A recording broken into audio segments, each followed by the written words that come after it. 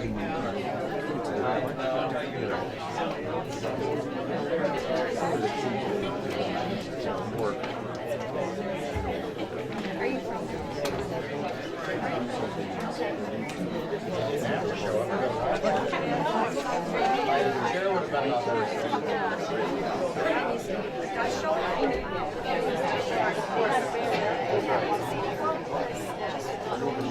that's what my sister was with the one next door.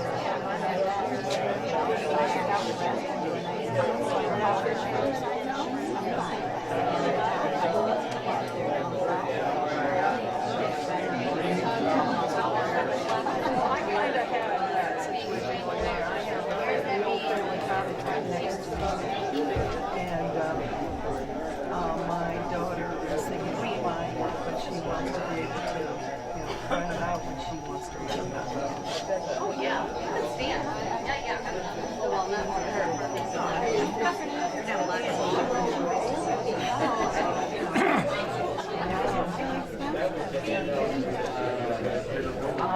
Thank you. My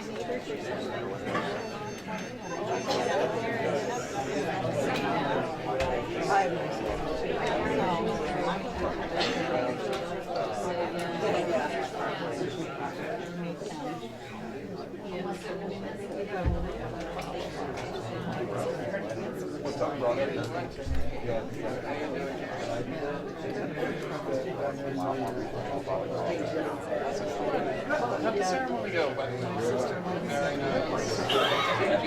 Did you give him a good speech?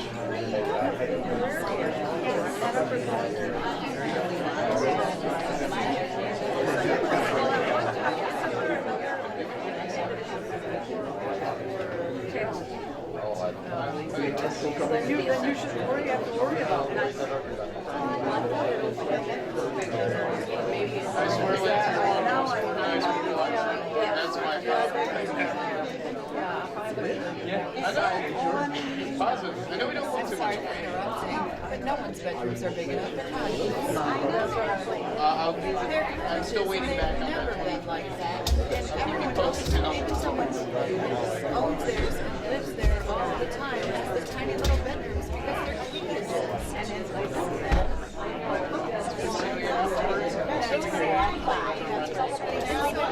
question is, It is. Well, versus the public area subdivision. they cite a lot of What's that? They are.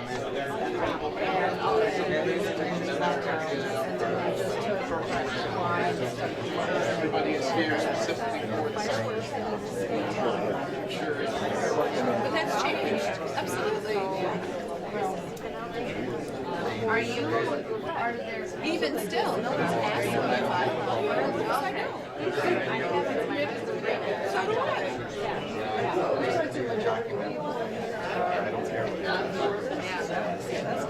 we live here? Yeah, there's enough of that. You know, this is a way that we get on to family cottages. While in those ebbs, where the people aren't there, where your family is around you, where they're noticing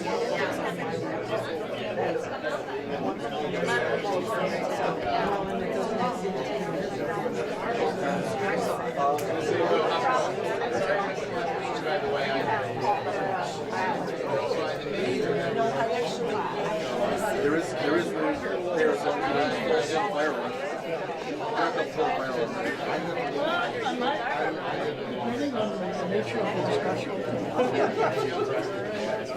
Don't get on. Probably haven't had that much rain. No, they don't.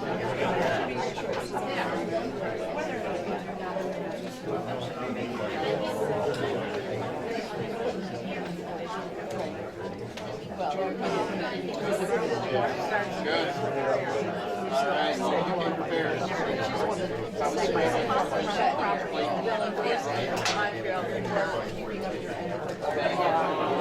appreciate that. This is actually only the second time we've actually swallowed the job. Oh yeah, yeah. Once before, I can't even remember what the subject was.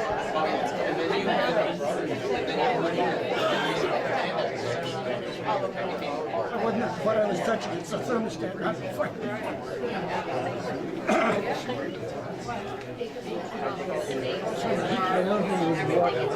That's right.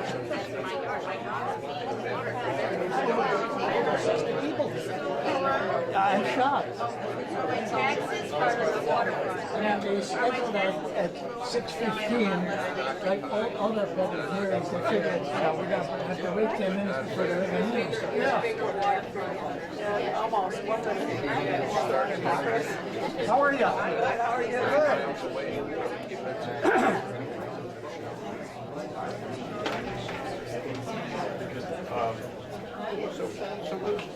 Some familiar faces here. Call the public hearing for the subdivision law to order. I'll ask the town clerk to read the notice of hearing and proof of publication and posting.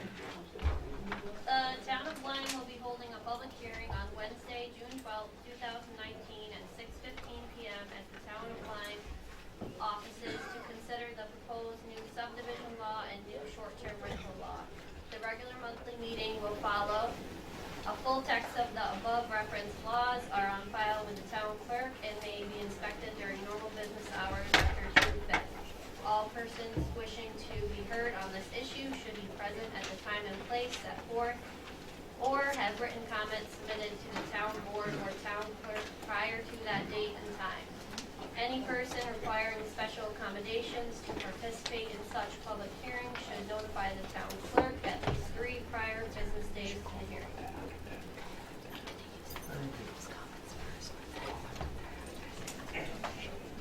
Well, to save time, is there anybody here to talk about the subdivision law? Okay, well, Bruce, the hearing ground rules are address your remarks to the town board only, and we'll give you a 5-minute rule. I don't need that long. All right. But anyway, we'll work on it. My name is Kingsley from 3 Mile Point. First thing I see missing in the ordinance is any reference to marine. I can visualize a boat in the harbor down here with overcapacity of people in there and having a good time. As a suggestion there, you might bring that and add that into your... I'm sure that the number of people that are complaining and instituting this ordinance are very small. And typical of government, 99% of the problem have to result in paying a penalty to making the law work. It's unfortunate that we go in that direction, 1 or 2 problems, and the next thing involves the whole town. The other revolting thing that I find, if you have a neighbor that's being a problem, renting out there, causing things, go to the neighbor as a person. Bruce, this is for the subdivision law. I'm addressing it. Okay.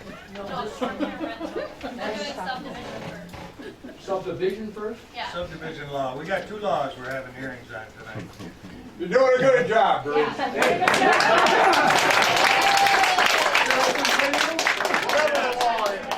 You can continue if it's regarding the subdivision law. Does he lose his 5 minutes?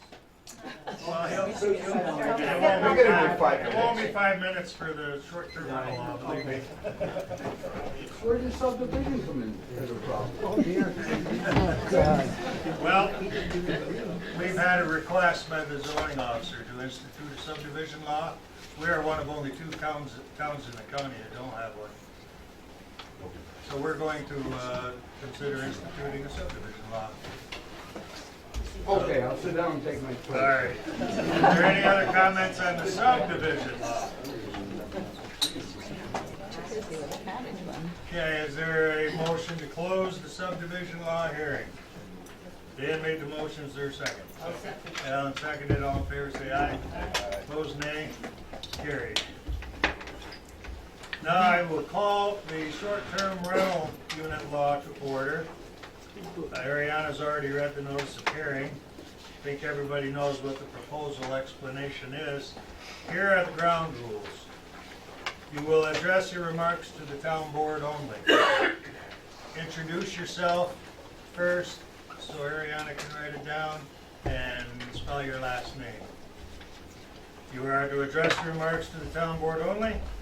No person will speak a second time until everyone who wants to speak has spoken. The 3-minute rule will be enforced. The town board is here to listen, not necessarily express its own view or opinions. No person has the right to demand an answer to a specific question from a member of the town board. All such questions shall be directed to me, and I may or may not answer the question. This hearing is not being held to debate questions. We are here to listen to your opinion on the proposal before us tonight. We want your advice and help in coming to the proper conclusion on the matter concerning which this hearing has been called. If you are in favor of the proposal, simply tell us and give your reasons why, and likewise if you are against. So, who would like to go first? Bruce, continue on. My name is Kingsley, Kingsley, 3 Mile Bay. We'll skip to number 3 there. One of the things I find frustrating is every time we have a problem, not every time, every time people have a problem, they have to come to the town authorities. Whether there's a dog watcher or anything else, we all have to go to the authority. Excuse me, try to be an adult and go and talk to your neighbor about that, rather than relying on the town to be doing all this stuff. One of the reasons I kind of think that people are getting concerned about this rental short-term stuff, the taxes in the town. So many times I hear people from other towns that come up here, I pay more town taxes on my recreational property than I do down in Syracuse, where I got all kinds of stuff in there. The point being is, sometimes I think we're getting overtaxed out of house and home. Anybody that has a rental property, they should I'm sure they probably have that registered with the IRS as a way of reducing their taxes and that kind of stuff. So they're already registered. And I'm convinced that the town is in the mode of coming up with a way of instituting the tax onto registering rental property. And I kind of understand, I kind of think that that's probably the bottom line. So with that, I close and thank you for the time.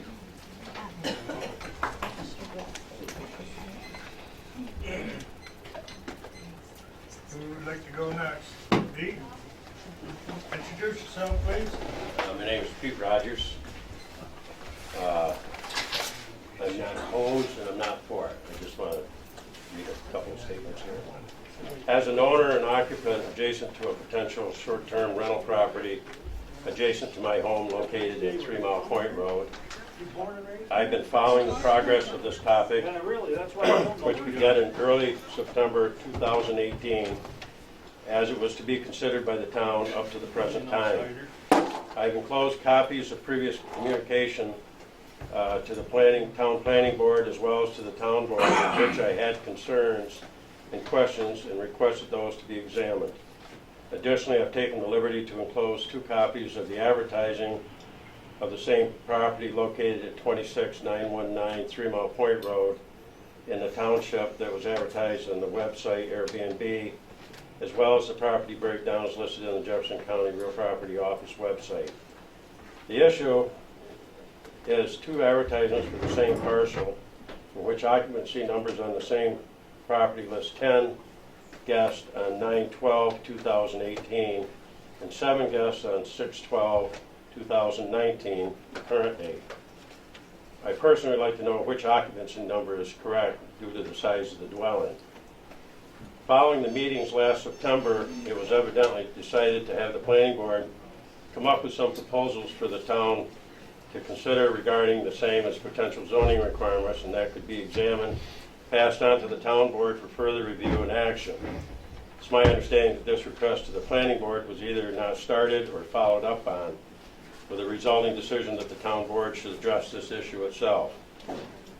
I picked up a copy of the proposed zoning laws, the new zoning laws, and have reviewed the same that the town board had been working on and have brought forth to be discussed, reviewed, and potentially being voted upon to be amended in the town's current zoning ordinance if approved by the board. Contrary to local gossip in the circuit, I'm not opposed to this revision of the current zoning laws to accommodate this new law, excuse me, with a few concerns that I suggest should be reviewed and considered prior to passing this into our zoning laws as are listed.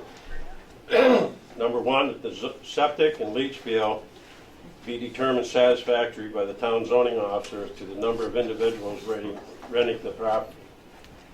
Second, that the additional lodging via campers or tents be prohibited on the property while it's being operated under this Airbnb the way they want to rent it. Third, that campfires will be monitored so that smoke or sparks will not be affecting adjacent parcels. I can only address over where I live that there's, Save number 4 for later, Pete. okay, Or finish 3. okay.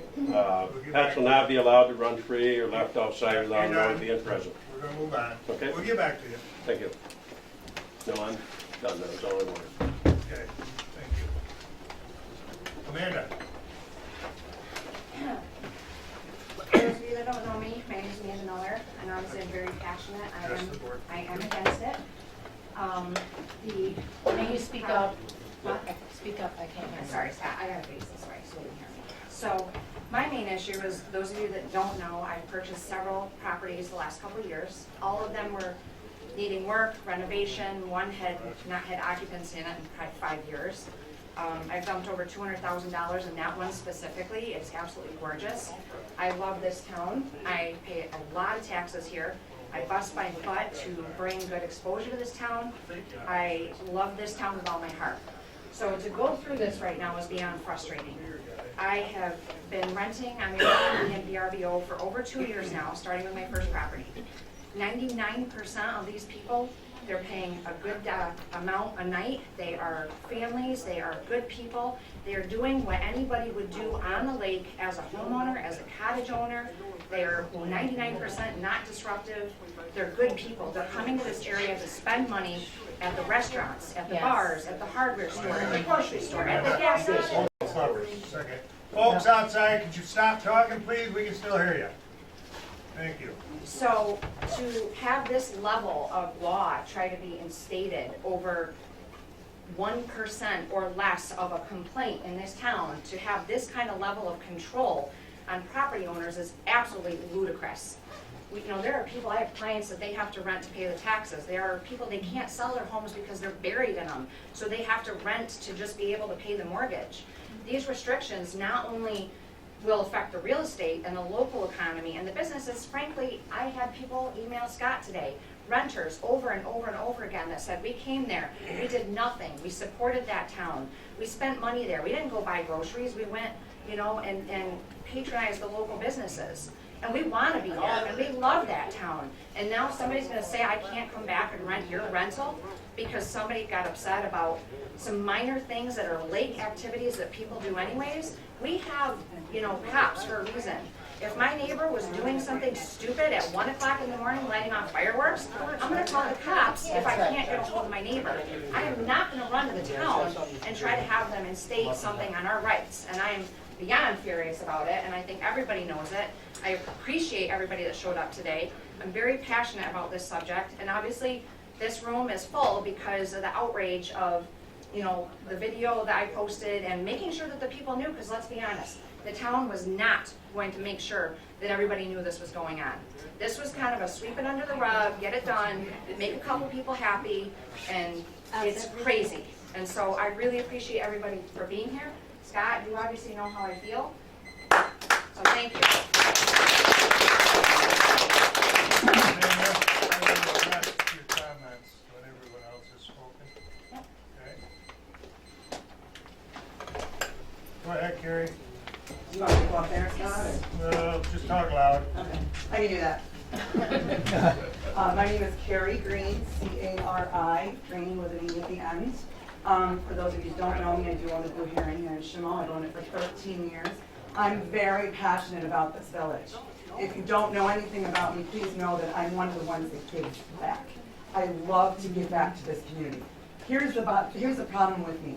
We have so many of our local folks that are getting up there in age a little bit, and they want to go down dumps out for say 2, 3, 4 months out of the season. Where do I get customers to make up for those people that are now living retired life the way that they should? I need, as a business owner, as my fellow business owners know, we need these people to come into our village to spend money so I can pay my taxes, so I can stay open year-round. If this goes through to the level that I'm afraid it might, I might have to close 3 or 4 months out of the year. There goes my tax dollars. There goes my giving back to the community because I'm barely going to be able to pay the bills that I have to pay. Please, please look at this from every spectrum, from the business owner's views, from the property owner's views. Think about how long of a season, fall, winter, and spring. Think about how long they are. And the people that just close their houses up and go south. God bless them. I can't wait to do it someday myself. But we need these people coming into our community and spending money. That's really all I have to say. Thank you.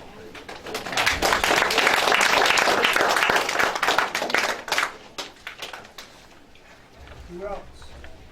Yes, ma'am. I'm Erin Elbro. I live out on Point Peninsula, and I also own Snook Harbor Restaurant in Cape. I have 3 small children. One of them is old enough to go to school here. And I have one rental that I Airbnb in Cape, and I was hoping to, after I pay off our huge mortgage at Snug, to be able to invest in Lyme. We live in Lyme. Our children go to Lyme. I want my kids to be able to stay here when they get older. They're toddlers now. But if there isn't tourism here, if there isn't places for people to stay here, there's not going to be any business for us, and they're not going to stick around. And Airbnb is actually a way to preserve how the town looks, the quaintness, the little cottages and the camps, versus us building like the Harbor Hotel somewhere around here. And without places for the people to stay, they're not coming. We spend, my husband and I work so hard and save every single penny we make in the summertime to pay our bills in the wintertime. And we have to stay open in the wintertime because we can't keep our staff. We can't train our staff just to work for the 3 months of summer. You can't. They won't do a good job because they'll be fresh, and then business will suffer because it's inconsistent. We want these jobs to be here year round. There's ice fishing and stuff in the wintertime too. We need these. We need these camps. It's the new way. Everyone, all of my friends, everyone, that's how they travel. They Airbnb, because then you feel like you're going to your own place. You get these little houses on the water. And again, the one that I own now is in Cape, but I live on Point Peninsula. I love Point Peninsula. I don't want to go anywhere. I want to be there until I die. And I see all of these camps, and there's nobody there. The flooding is hurting us right now. We need to be investing in building them up, because apparently the water is going to stay. I don't know. But we also thought about someday, when we have the time to spend small kids and the giant mortgage, Shangri-La is just sitting there doing nothing. Nobody is going there. We want to be able to invest and develop that. But if we're going to be held back by the town, then there's no point. And my kids are going to have to be somewhere else when they grow up, because there isn't going to be the opportunity for them to build the businesses. And I like where the town is going. You guys put so much hard work into the businesses, and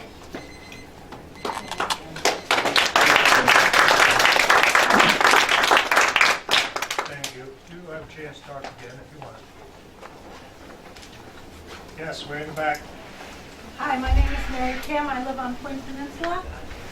And my neighbors just opened Airbnb directly next door to me. And I must admit, I was a little worried when I heard their plans. And it's the second season now, and everyone who has come has been so lovely. Even, with their pets, they've been so appreciative. And that house is like very close to mine. And so if there were going to be problems in general, and I'm a very private person and I like Point Peninsula for that reason, and I have enjoyed it very much. Also, a brother of mine who lives in Denver has, I think, he and his wife have like, it's been voted the #1 Airbnb in Denver for like 3 years in a row. So I was interested to hear from them what their experience was. And they said in 3 years of having guests all the time, they've had one problem. And this is a major metropolitan city. And the problem was remedial. I mean, the people just made a real mess of the place. That's one problem in a metropolitan area. So that's all I have to say.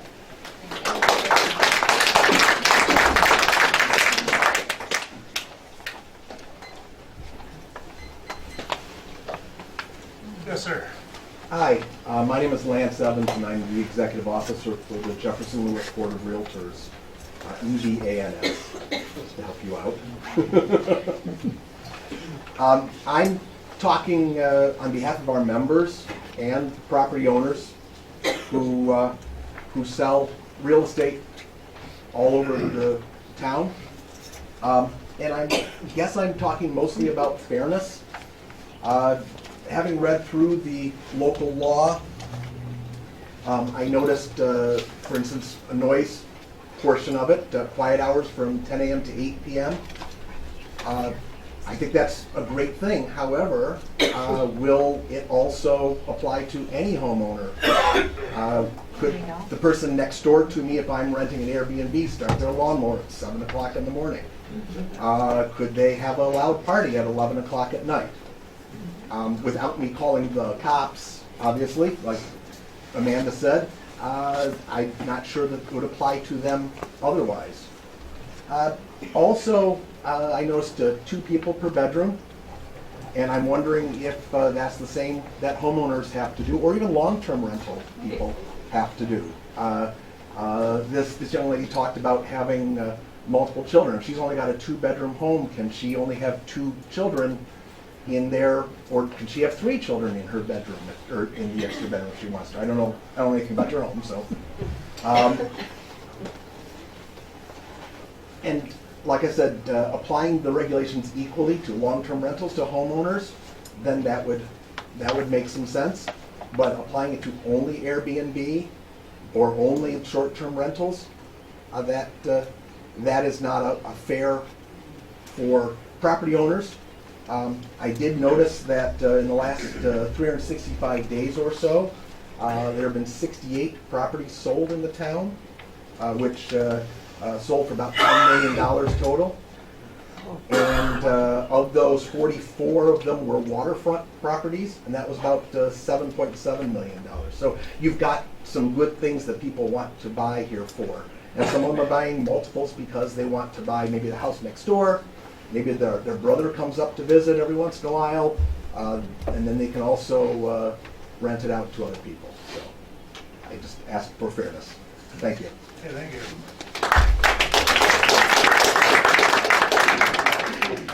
Natalie, is 7 News going to give Chris some payment for that? We should.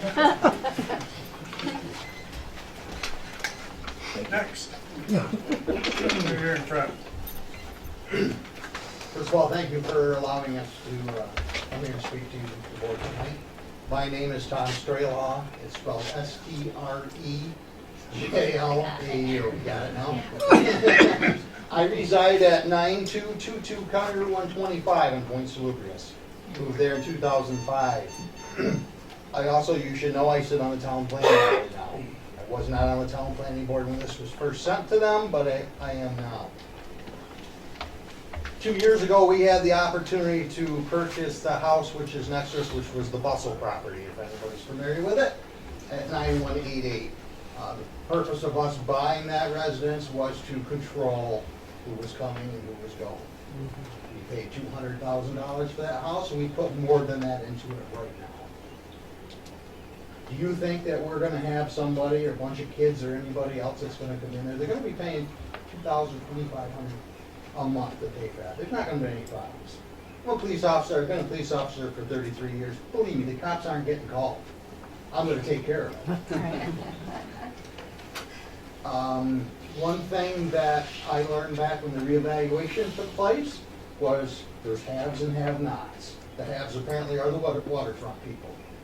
And according to the assessor, we pay our fair share of tax and a little bit more. Okay, that's fine. But now you're gonna tell us how we're gonna operate our properties? I don't think so. You asked me to say why I don't like this law, I'm gonna tell you exactly. First I went to the planning board, we didn't like the answer from the planning board because they said it wasn't needed. It wasn't needed because you got 1 or 2 complaints on it. How many people voted for you in the last election? Couple hundred? I don't know. I don't know the answer to that, but it wasn't 2 or 3 people. You have an obligation to the majority of the people, not 1 or 2 that are making a complaint. We sent the planning board recommendations to the town attorney to be incorporated into the law. If I remember right, it's on tape that you were pissed off at the planning board because they weren't doing their job. It was. It took them a long time to, they've still got 2 others the town board's directed them at, and they haven't done those yet either. Well, maybe they feel that you don't need them. Right. Well, That's between you, and maybe you should show up at one of the keep meetings. going, I don't want to debate with you. Okay. So, short-term rental units in sleeping rooms. So I only have the 1 unit. It has 4 bedrooms downstairs and it has 1 big loft for the kids upstairs. It's 300 square feet. So there's no provisions in here. There's no provisions in here. I can only have 2 people in a 300 square foot open loft. That's ridiculous. It seems like a quick 3 minutes. Next time around. It will be. Next. Sir. My name is Rick Hathaway, Hathaway. For those of you who don't know me, I've been a state trooper here for 30 years. I retired last September. I own 4 waterfront rental units currently. And overall, I'm not totally opposed to some legislation that supervises rental units, but as it's drafted, I have some real problems. As Tom mentioned, square footage for bedrooms is a limitation that is unique amongst waterfront properties and will hurt a lot of us. It needs to be addressed separately or not at all. Secondly, about complaints. For legitimate complaints like you describe in this law, the police are around. When a town doesn't have their own police officer, the state police and the county sheriffs cover that, and anyone can call them and make a legitimate complaint. The sheriff's department or the state police are going to come to my residence and say, Rick, you've got a problem, and this is what it is, and we're going to address it. Whether they have to take action or I have to take action, it gets addressed. I've been doing Airbnb for a couple of years now. You've never had a complaint about my property. I'm right next door to the public beach. George and Bethel Day are my next door neighbors on the other side. Every time I see them, they tell me how wonderful it is to see young families there and using the kayaks and the kids playing on the sand. One of the big things I want to address in this is non-resident owners. You know that I live outside the town currently. I'm going to change my residency so that this isn't a big deal. But I live in Cape Vincent, 9 miles away. I can be at any one of my properties in less than 15 minutes.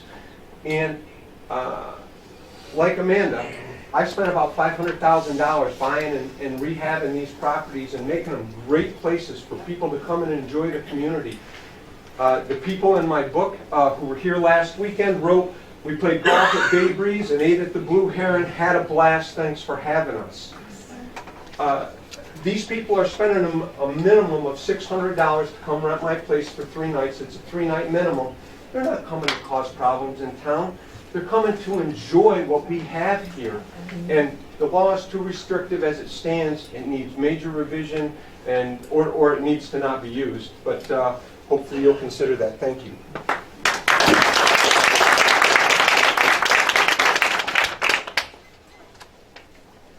Yes, ma'am. Shirley Williams, Williams. You know I'd get my mouth in here. I'm the little guy that doesn't have a lot of money. And 10 years ago, I bought what you would have called a camp on Failing Shores on Point Peninsula. I call it a cottage. I didn't read Article 8. It's not in here, so I've got to go find it in your law. But because I kept it to the size it was, but gutted it, and I had the last 3 windows, they're paid for to put in, and it's finished now. But the bedrooms don't match your size, they're smaller. Okay? Because the bathroom is between 2 of them, I've got no place to go to make it bigger. I only rent, I won't say only, mostly it's people that live on the non-water side of the road. When they have family that come up and they don't have a big enough place, they'll rent from me. I have some fishermen that have been coming since '09 when I first opened it. I've had no problem from them. I love my neighbors. They are so good. They help me. Right now they've weed-eated my whole front yard because I have those 10,000 sandbags. But they'll help me in any way, and I'll help them in any way. I have no problems with noise. I've never been told so. Usually the guys trade fish back and forth and take each other out. And if I can't rent it, I can't pay my taxes. That's why I rent it. I need to pay my taxes, pay to have it open, pay to have it shut, and the road fee. After that, I'll use it as much as I can. My kids come up from down south for a week or so in the summer. And if somebody wants to rent it, they want to go fishing for a few nights, then I rent it. But I need to rent it to pay my taxes. Otherwise, I got to sell it. But not with 10,000 sandbags in the front yard. Thank you.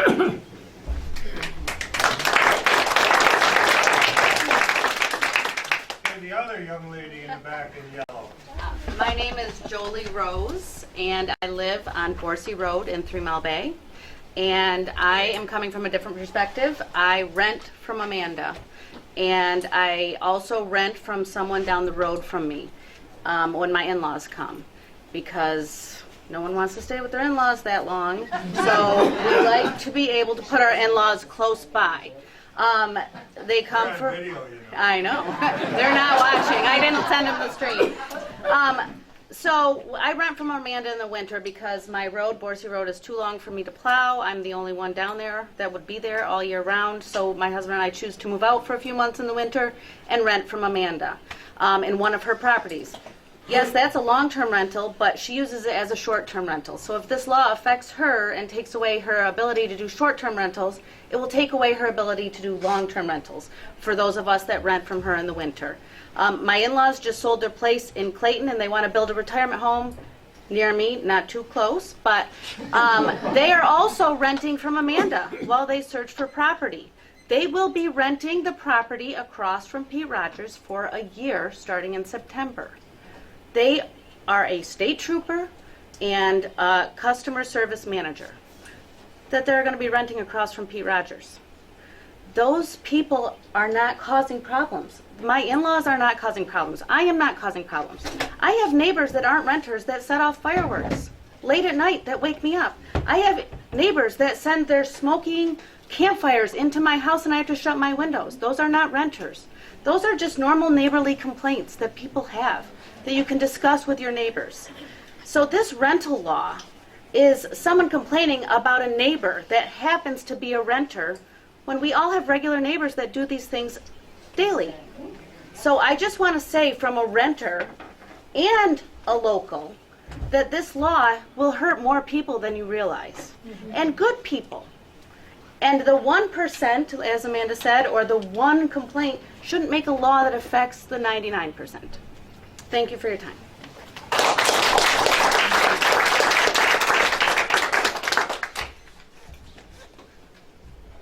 Way in the back. Jeanette Backus. Backus, B-A-C-K-U-S. I've been rented houses out for 30 years. I bought them from Amanda. I've had people come from Florida, come from South Carolina, different states, Texas. They come up, they say, hey, you know, it's beautiful around here.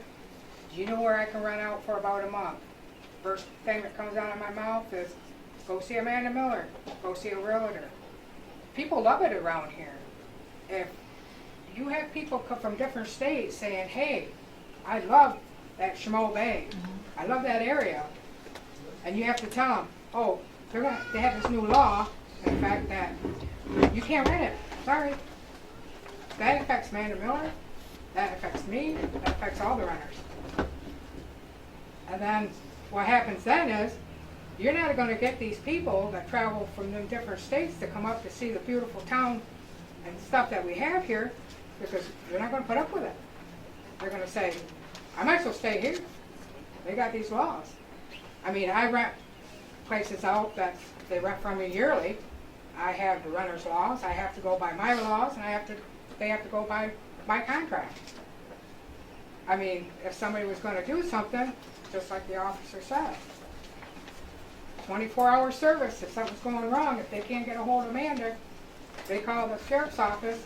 Sheriff's office, guarantee you, is going to get a hold of Amanda and say, hey, you got a renter down there that is affecting the neighbor, and he's been trying to get a hold of you. That's the way it should be. You know, you can't, to cut off everybody to come around Schmo, why would you want to have a beautiful place and cut everybody off? I don't understand that. Let alone, you're making money, we're making our rent, and we're bringing people in to see this town. I mean, you want to pass a law like that, I don't think you're going to have anybody in Schmo. They're going to move out. That's just my opinion, and I hope things will change, because I feel Amanda brought a lot of service into Schmo on her businesses, her realtor. Anytime I want to buy, and I bought plenty of houses from Amanda, and I was thinking of buying another one here in Schmo. This contract passed, I ain't buying it. That's all I have to say.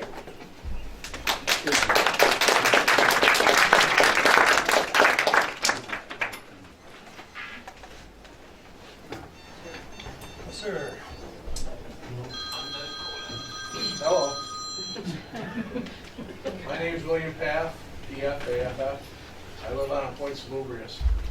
I'm listening to all this, and the one question I have for you, everybody makes these laws. You don't have the people that are going to be able to take care of them. Who's going to do all this even if you pass it? Who's going to keep track of it all?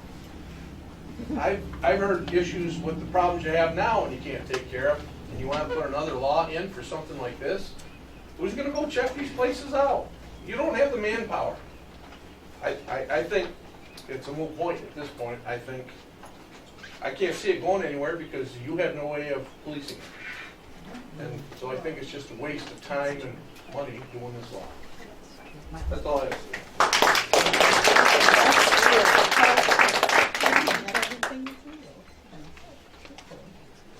Yes, sir. My name is Ron Cornell. How do you spell that? C-R-E-L-L, like the university I didn't go to. But anyways, I've been out here for about 20 years out in Point Salubrious. And at one time, my house was worth some pretty good money. I turned down some real good money for it. And now I'm primarily in Florida. I'm not even a resident here anymore, so this is my camp. And I still pay an exorbitant amount of tax. I've tried to do a lot of stuff for this village and town before it blew up in my face, but I tried.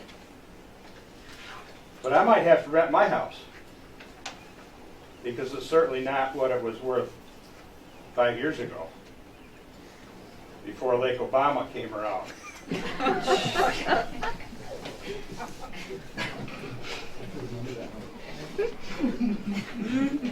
And that's when it all happened in 2014. So I come home to this. Spent $8,000 on my dock last year, $17,000 on the wall, and now I could probably do the same thing this year.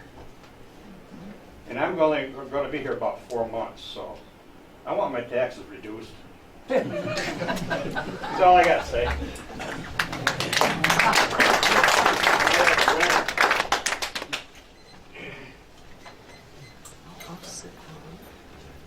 Yes, sir. Yeah, my name is Jim Hilbert, Hilbert. We just purchased the cottage last year. I think this is a blackout for Simone. They're cutting off the nose to save their face. What is going on? Everybody I've heard is standing up for rental places. No one heard one. So I think you gotta turn this around and look at it a different way. If you're gonna run in here every time for every little thing, that's crazy. We gotta stop. We got people coming in from New Mexico this week, or 2 weeks.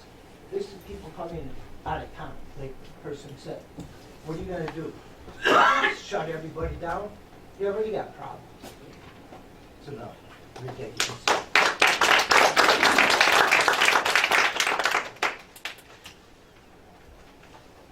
Yeah, Dick Wallace from Level Point Salubrious, W-A-L-L-A-C-E. I agree with a whole mess of what you all are saying here. I mean, it just, I don't know where we start drawing the line where, okay, somebody shot some fireworks off, which we all hear, you know, what was that? You know, well, somebody shot some fireworks off. You know, or some smoke comes in, somebody, the wind's blowing the wrong way, that's, you know, it's coming or whatever, or a neighbor's blowing a horn or something, I don't know. But we visit with them, we say something or whatever, if it bothers us enough. But it has to happen quite a bit for it to bother us enough. I mean, you know, we have to, pull the window down or whatever. And the other thing is with you folks, you know, this was you know, the complaint I'm hearing here was, you know, fireworks and maybe a parking violation or something like that, or too many people in the yard, I don't know. We've all had family reunions, kids camping in the yard, you know, cars parked in the yard, all these things for a weekend or whatever. So I'm not really sure how we get all these laws from page 1 or whatever. I don't even see where it says the fireworks and all that except for the timing of it. 10 o'clock at night till 8 in the morning, you can't make any noise.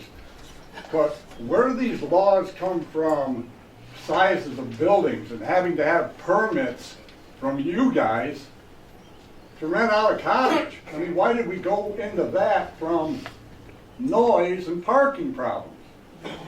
I mean, if you have a law for the noise problem in this town, you can't fire off fireworks after 10 o'clock or something, and they do it, like this man said here. I know you can call the sheriff or the troopers. They drive down by my house all the time just cruising it, whatever, to see maybe. They'll stop. They'll tell them, you need to shut it down, you know, or somebody's going to jail. And it happens. And the parking, if they're parking and they're an obstacle in the street or something, you got signs which are fine for ice fishing out around Point Salubrious that don't allow ice fishermen to park out there. We have ways of containing that law. We already have laws. Or we could adopt laws for the roads that don't have those parking violations. But that's the issue right now, noise and possible parking violations. How it ever went to size of our bedrooms and all these other rules is just insane to me. I mean, it just, how do you get there from a noise and a parking complaint to how we have to abide by these things? And what these folks said about those people, we have a place, our cottage we rent out. And we file with the IRS and all that. And these people are up from Pennsylvania fishing. I let them plug their boats and charge them up at my house. I mean, they're wonderful people. They just want to come here and fish. They love the area. They buy their gas here, like they say. They buy their food here. They love the area. I mean, you don't want to drive these people away.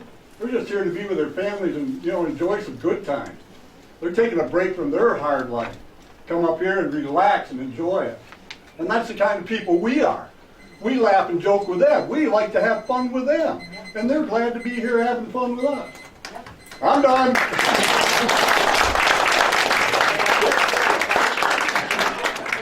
I'll call you. Scott, can you call on somebody? Can you call on somebody that's in favor of this law? I don't know, but I don't want you to speak out of line again, okay? I apologize. How we got here, Dick, was that I contacted the Association of Towns, asked them to send me any laws that were already on the books in New York State, and I got about 12 of them. What we did was just took a compilation of 2 that we thought were sort of reasonable. We knew they were a bit restrictive, we figured we'd have to make changes. But all of those things, size of bedrooms and all that other stuff, were in those 2 laws. So that's where we come up with the laws. I mean, it wasn't hard to do, it only took about 3 nights worth of work and we had this proposed. But then once it gets proposed, then it can get revised. Okay. My point being is, just because somebody else has a law doesn't mean it's good for us. Right. We know that. We know that. Okay, that's what I'm. But the ball has to start rolling somewhere. Okay, yep. Thank you. Next, will Thank be you. Smokes. I'm just gonna take you right in order. You in the back, whoever it was. This is one thing, the balls, there's no reason for this ball. Right. First of all, I'm Anthony Williams, W-I-L-L-I-A-M-S, I live on Point St. Louis, and I have 3 properties that I bought here in town, and the biggest reason I'm in Chaumont is because most of us are blue-collar people, and everybody here, you know, goes to work every day around this local area, and everybody else my age that wants to really do something with their lives or doesn't get it here, they go to school and they go get jobs in engineering or whatever. The reason I'm here is because the biggest investment we can make is in real estate, and the best way to make money in real estate is to rent.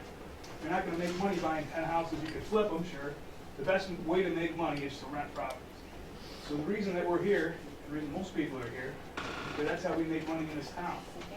And there's no reason for this ball to roll. Everybody here has been saying the same thing. You got to handle any problem that you have with your neighbor or with somebody else, yourself, or call the police. There's no way to enforce this. There's 5 seats in my car. I can put 8 people in there.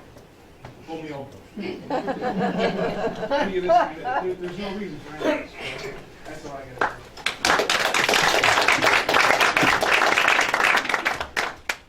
Well, I didn't want to make Bruce mad and leave.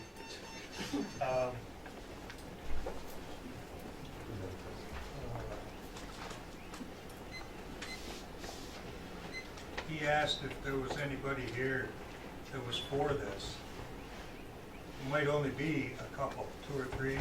I just will tell everyone right now, the town board received emails from many people. We had 7 or 8 people show up at one meeting expressing concerns. So it's not just one person, not just one person.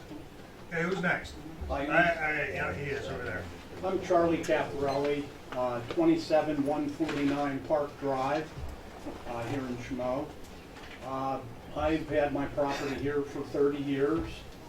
I've also, in my work experience and personal life, have other properties throughout other states that I do rent. For the last 25 years, I can tell you firsthand that there's many quaint places like Park Drive in the town of Lyme that has a roadway that's only 9 feet wide. The average property width on Park Drive is about 75 feet, which most of them are non-conforming lots. For the past 25 years, I've had a property beside me that's a 60-foot lot.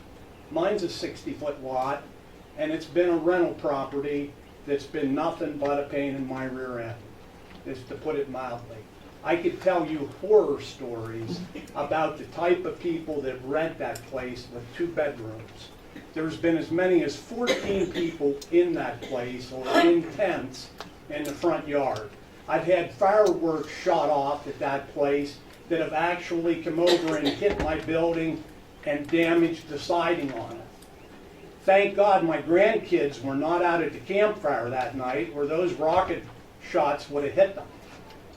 So I know from being an owner, I know from being a person that rents properties, there's got to be some boundaries. Everything I've read in your law, with the exception of some of the things that the folks have pointed out about dimensions of room sizes, there's nothing restrictive in there to keep any property owner from continuing to rent or lease a property short term. And I would strongly suggest that if the logic is this law that you're looking to put into your zoning laws are not eligible, then why are any of the zoning laws eligible? I could stand here and build the same argument on many things within the zoning law. So I strongly urge you to work out some of the issues that those that do have a considerable amount of rental properties have on size of bedrooms. But the thing about parking, you come down on Park Drive and you have a 3-bedroom house there that you end up putting 12 fishermen in January that have 7 snowmobiles and 7 snowmobile trailers. And where are they parking? They're parking on everybody else that lives beside those homes. They're launching their trailers on my property when I'm not there during the winter. So to say there's not a problem in the town of Lyme is really a false statement. Thank you very much.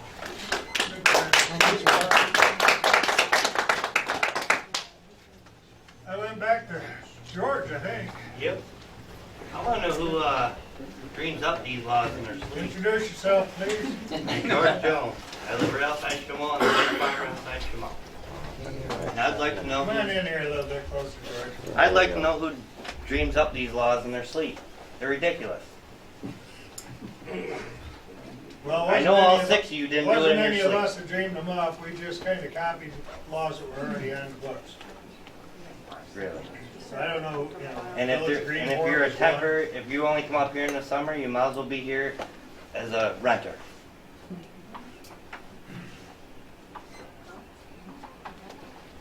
Good point. That's what I got to say. Okay.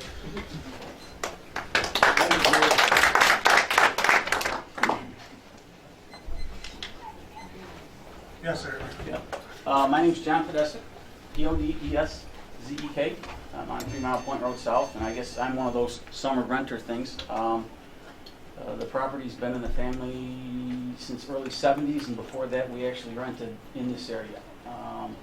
Not against renting at all, not for necessarily or against the law, but I have had contact with the board at various occasions on it, expressing concern, and the concern more is Airbnb. I've rented a number of properties, had no problem. I've never met the managers or owners, but it's an anonymous, passive managed system where it's reactive to problems and not necessarily proactive where you know who you're getting. People just show up.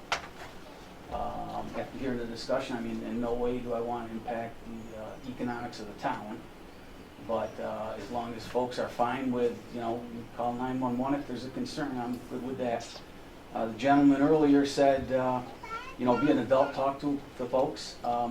My neighbors, if I know them, yeah, I'll talk to them. If these are people coming in for the 2 days, they bring a keg of beer with them or whatever, and it's an alcohol fuel thing, I'm not going to that. I'm just going to call the cops. And if that's a reasonable solution, I'm on board with it. So, okay, thank you. Thank you.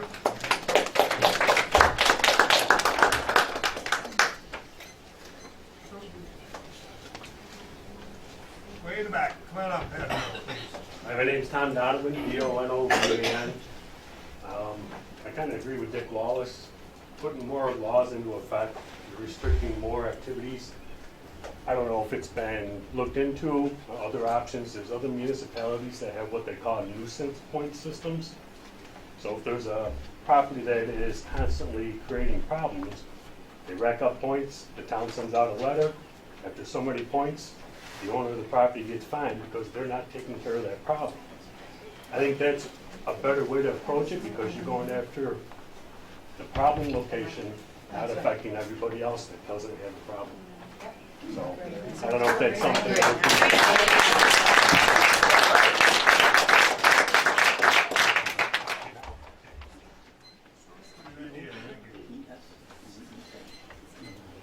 Next. Yes, ma'am, in the back.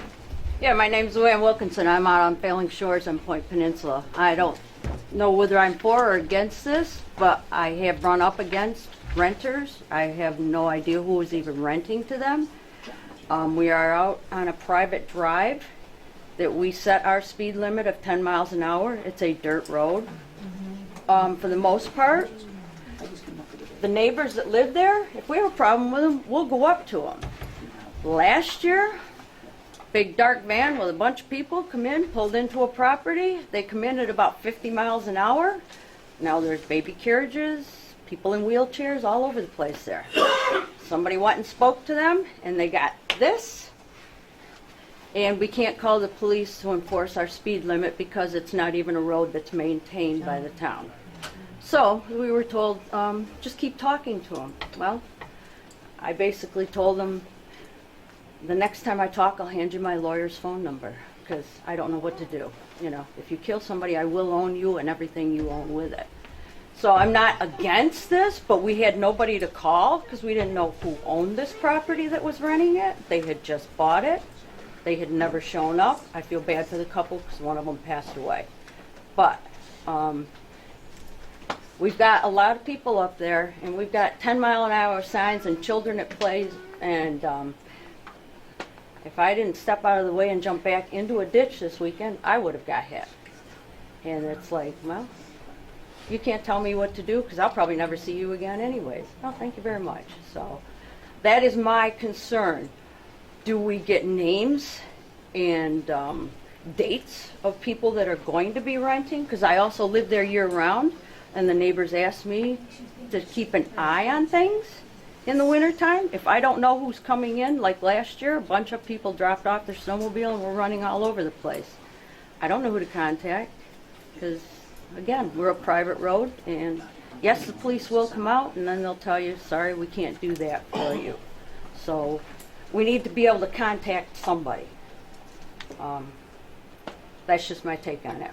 Whether it has to do with rental or not rental, like I said, we deal with our neighbors face to face, and usually peer pressure will do it. But there are times when peer pressure, they could care less. Thank you.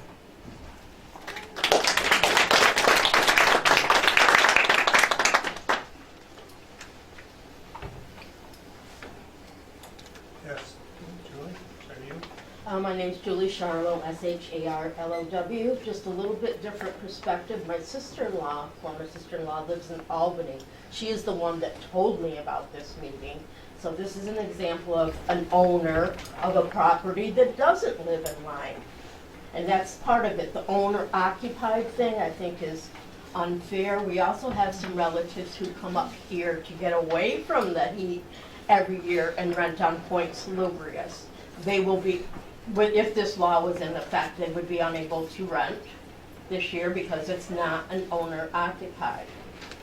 If I'm interpreting the law right. So I think, you know, as we said, these are certain problematic things. I understand that you just got the information and you're weeding through. I do wish it had been publicized a little bit more, but I am a week behind on my papers, so.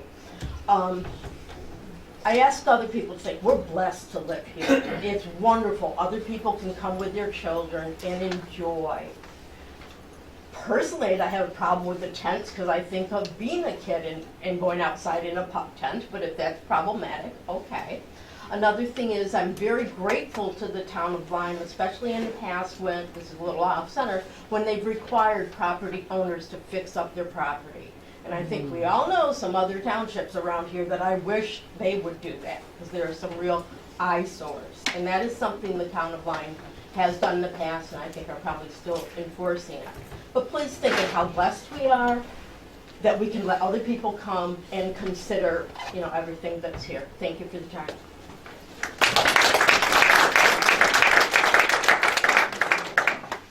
Next. Yes, Andy. My name's Andy Williams, Williams. I'm out Laugh, please. around you.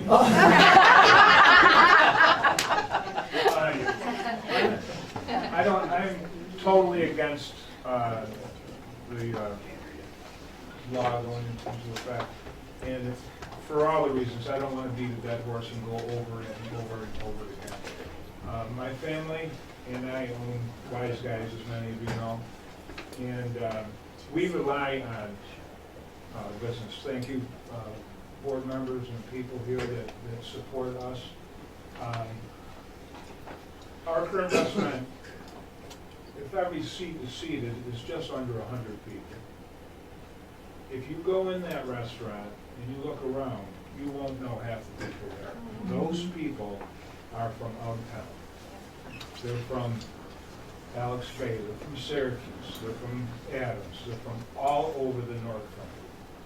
They're renting, they're spending money here, they're, again, not to keep on repeating everything everyone said. But the other side of the coin is we don't need their money. We can send it to Clayton, we can send it to Alex Bay, we can send it to Cape Vincent. Send all that out of town because that's what restrictions do to people.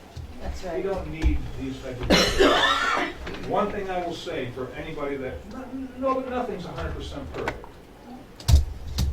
Reasonable people, equally informed, seldom disagree. you have a problem with somebody, and you're reasonable about it, and you talk to them, and you all have the same facts, it's amazing how people agree. Reasonable people, equally informed, seldom disagree. I can be very unreasonable, and you will not agree with me. And the same with everyone on the board. That's all I have to say. Thank you.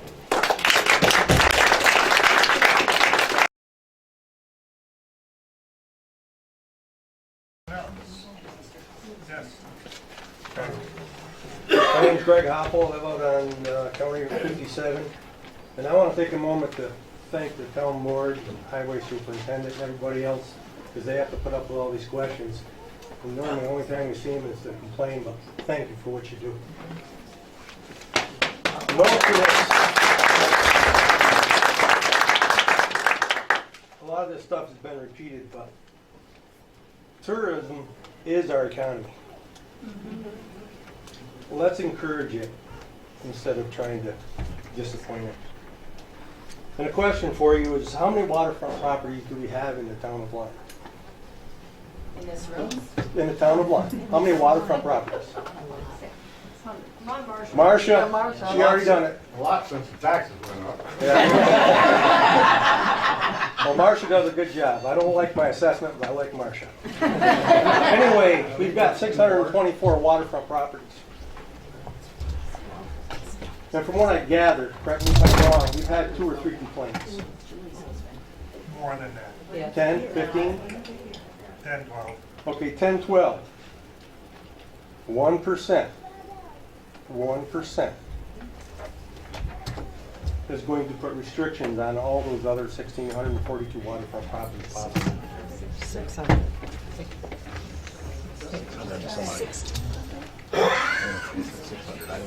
Let's use other avenues. Law enforcement need to discourage what we have here. That's all I got to say.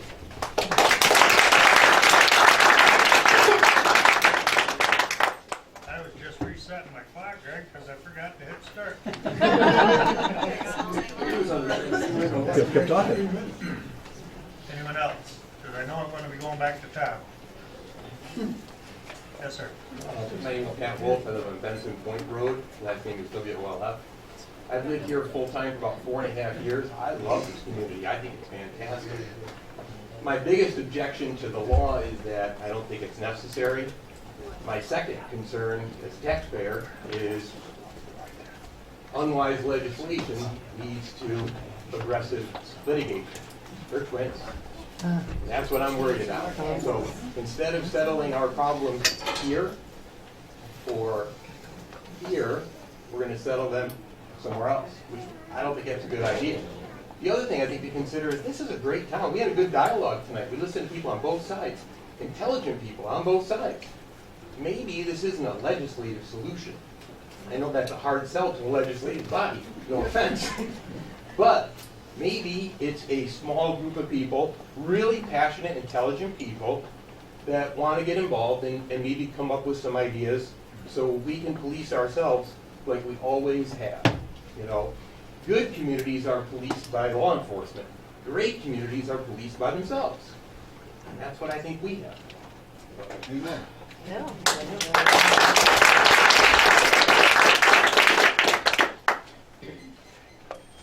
Next.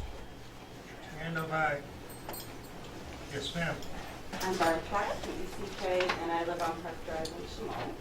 And I think we're losing sight of the big picture. I don't think anyone's opposed to tourism and supporting local businesses. We certainly are very much in support of that.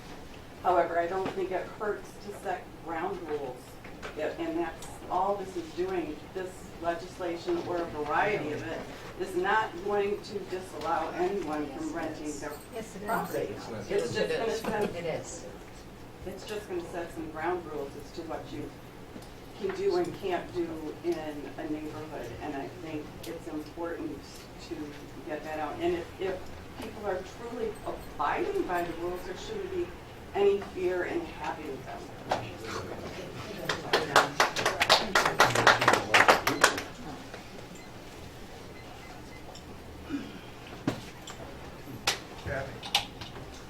My name is Kathy Seri, and S-E-E-R-Y.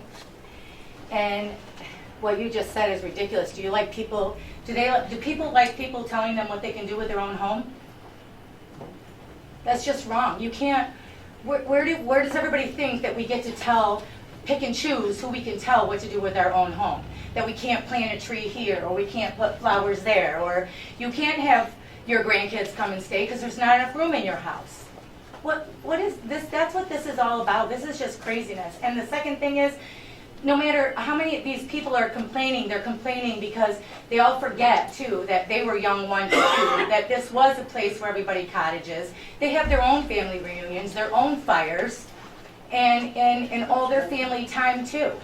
And these laws are going to restrict people, like everybody has said, and restrict family times, and restrict the community and the economy and everything else. And people think that they can just, I just think it's ludicrous that this board sits up here and thinks that you can dictate to people what we can do with our properties.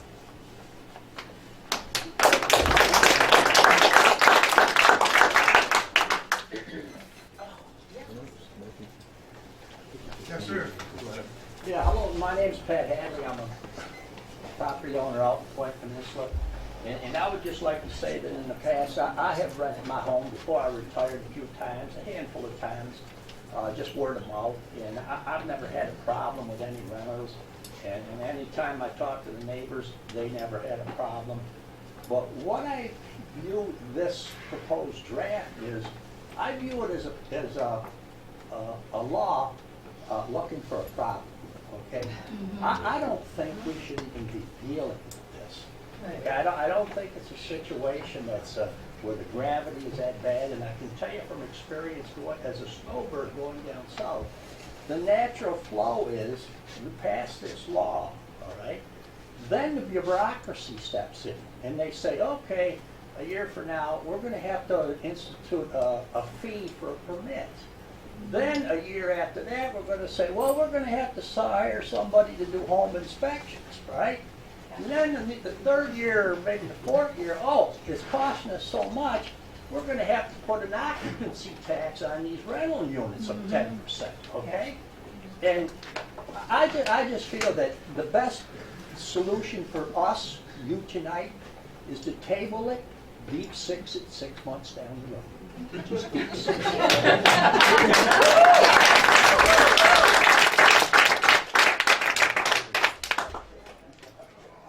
Yes, sir. Yes. Hi, my name is Kerry Benny, B-E-N-N-E-Y. I've been a resident in Shimon for 56 years. That's how old I am. I'm sure I have confidence in the board that they'll make the right decision. However, I heard a gentleman over here speak about fishermen and speak about fireworks and the parking and this and that. And I remember a few years ago, and I was an ice fisherman. My father was an ice fisherman. We fished, and I know there was a concern with the snow plows being able to plow the roads because there was cars parked on the side of the road, and they wanted to restrict the fishermen. So ultimately, it took place, and those fishing signs, no parking signs, went all around the points. Which, hey, we were fishermen. We took our lumps. We had to do what we had to do. We started to direct ourselves over to the boat launch, get on the boat launch. But this brings me back to the gentleman's situation over here. He says he has his camp. All these people pack in here. They're driving. They're all crushed in this area. They got fireworks, which firework law passed just a few years ago. They made a law that they said they could pass it during a certain period of time in July. And these laws are created, and they create other problems. And I think, I'm sure that the board's going to make the right decision what they do.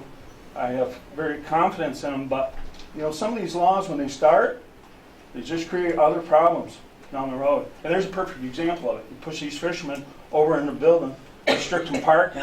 Now they're running around. Now the law comes out and says you can have fireworks in New York. Now we have fireworks being blown up. Maybe we should readdress the state and say, hey, maybe we can cut these back, put them in certain areas. But Why bring it on to the people that live here?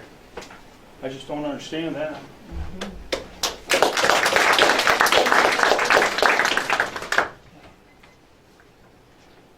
Who's next? Can I speak? Yep, go ahead, you haven't spoken yet.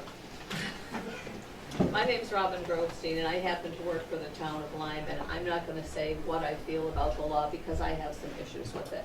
But there's a great misunderstanding among many people here that these people just picked this law and decided they would go with some law from someplace else, when in fact those other laws actually have basis in other law. The International Property Maintenance Code covers how many square feet per person can be in a room, what the access in and out of a bedroom it is. It's all of, most of the law, most of the regulations in this law are based on law that we are currently under, including the town of Lyme zoning. I'll write a thing and send it out to you, but I look at these laws all the time because of the work that I do. And we have state property maintenance law, international property maintenance law, and it covers us now. It's already parking, septic, water, a whole lot of the elements of these laws are already based in a law that we are under, that we can't escape from. We can make it more rigid, but we can't make it less so. So when you're upset about some of these things, keep in mind it may seem like this horrible thing, but it's something that you have to accept is a law that we are currently under, just like a speeding law or a murder law, whatever. Those laws cover us. The state adopted the international code, the fire code, the building code. These are things they made up, and they're not things that the towns from which they got those laws were made up. They have to go through a process. They have to be filed with the Department of State. They're not going to let a town file a law that violates law. So that said, I love your suggestion, have people work together and try to come up with something that works for people, but don't act as if this law is being thrust on you and it's illegal and unfair and all that. It's law that currently stands, under which we are covered. I'll get the applause for that. That's right. Carl, you had your hand up? You have your hand up, Carl? Yes, I did. I got caught on my phone. I've been down here since I was 5 years old. Introduce yourself, please. Carl Seery, S-E-E-R-Y, F, middle initial. I've been down here since I was 5 years old. My parents owned the camp in Hayes Bay. Now I own it. I own my home on Point Salubrious, 125, whatever. We're close enough to whatever. And I've seen it go from happy family times to all the cottagers that live down where I live, where my camp is now. They're all old. They don't want kids down there. They don't want motorcycles. They don't want mini bikes. They don't want four-wheelers. They don't want nothing. That's how them places started. We bought them places so our family could come and enjoy ourselves. Now, with financial times the way they are, sometimes we have to rent these places on a weekend just to make your taxes. I mean, all of us didn't go to work for Niagara Mohawk or one of them places like that where you make big money, right? So, irregardless, and there's already laws on the books about noise ordinance from 10 until in the morning. They're supposed to be anyway. You don't need a law for that. You've already got one. A lot of these things, you've already got laws. Some of these buildings were built years ago when you didn't have to have 100 square foot for two people. What, now we're supposed to rebuild our homes so that we can rent it out? It's just crazy.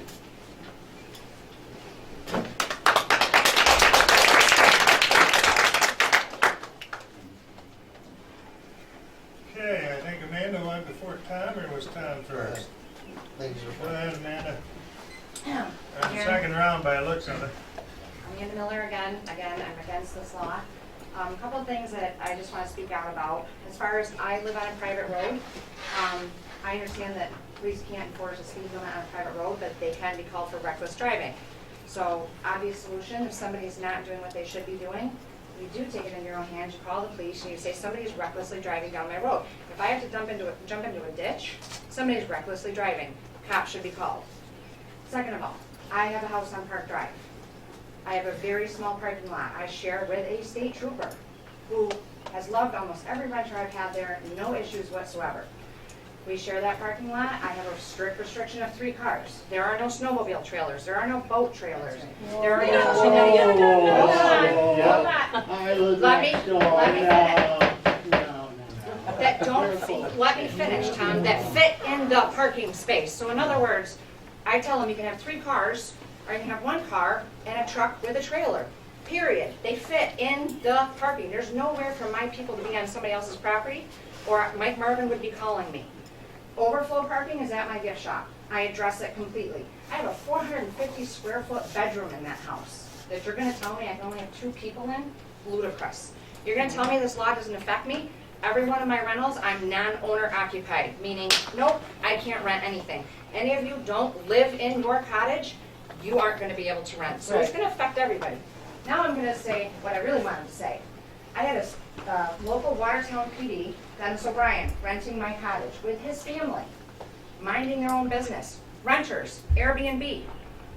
The next door neighbor, who is a homeowner, who has complained about me, shot off fireworks that went and hit my house and almost hit his 9-year-old daughter. Now, here we go. Renter, not causing problems. Homeowner next door, causing problems. That's right. This is not a rental issue. This is a normal, like you said, reasonable. Yeah. Reasonable people will get along. I've answered phone calls at 2 o'clock in the morning from somebody saying, hey, people are talking on the porch. Okay. Are they in the house? Yeah. Okay. Are they loud and obnoxious? Well, they're talking. Okay. I'm not shutting my window. I think you need to shut your window. Reasonable people can get along and can work together. Unreasonable people cannot. I've gone out of my way with Pete Rogers, stopped and knocked on his door, got him right in the yard. I said, Pete, here's my phone number. You have any issues, you call me. He did not. He did not make one attempt. The 1% of people that can't be reasonable are dictating a law that is absolutely asinine. right. And for anybody that thinks it's not going to stop renting, they're nuts. Because probably 80% of people that rent in this township are non-owner occupied. So with this law, you're done.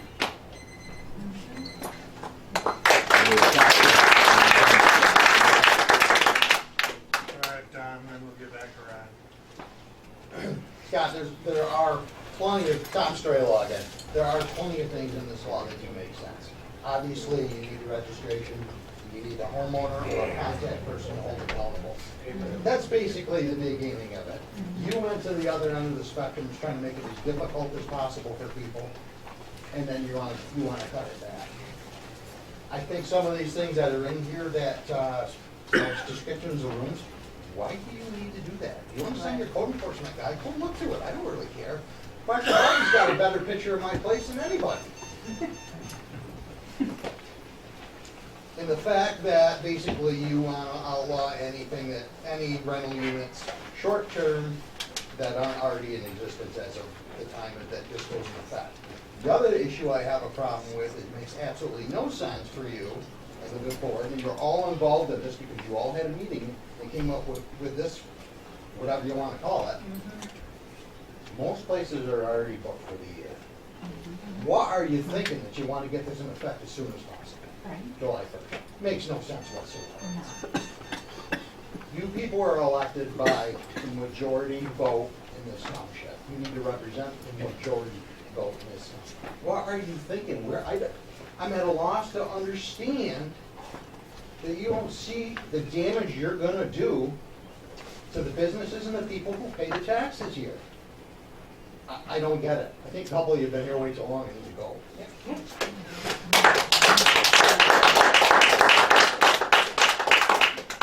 Tom, what did you say about those existing rentals? According to this, let's see where it was. We got section E. Yeah, non-owner occupied in existence, the town limit, the effective date of this law shall be permitted to continue subject to the provision. So what you're saying is that after that, you're not gonna be able to do it anymore. No new ones. No new ones. Correct. Kind of what it says. Yes. So can I just ask, that means if I buy a property and I can't do it after? Not if you don't live in it. Ron? Did you have more? We've already got these laws, like this lady says, that we have to abide by. I think this is a waste of time.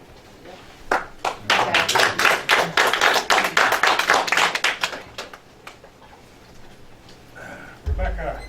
My name's Rebecca Crone, K-R-O-N. I live in 3 Mile Bay. I am not opposed to having legislation, but I'm opposed to how restrictive it is. I agree with Amanda on many points, but I also disagree with other people on others. There's renters that come in on Route 5, and then they run their four-wheelers through my hay fields. If I don't sell hay, if I don't cut hay to feed my animals, I don't have a farm. We need to have laws like other communities do. When I go to Bardstown, Kentucky, I go to the Outer Banks, Hilton Head. They are rated by what kind of rental it is. You have this many beds, you have 4 bedrooms, 3 bathrooms, you can have 12 people. We should have something where it's reasonable, but not something where it's restrictive. Amanda or anybody else should not have to live in the residence.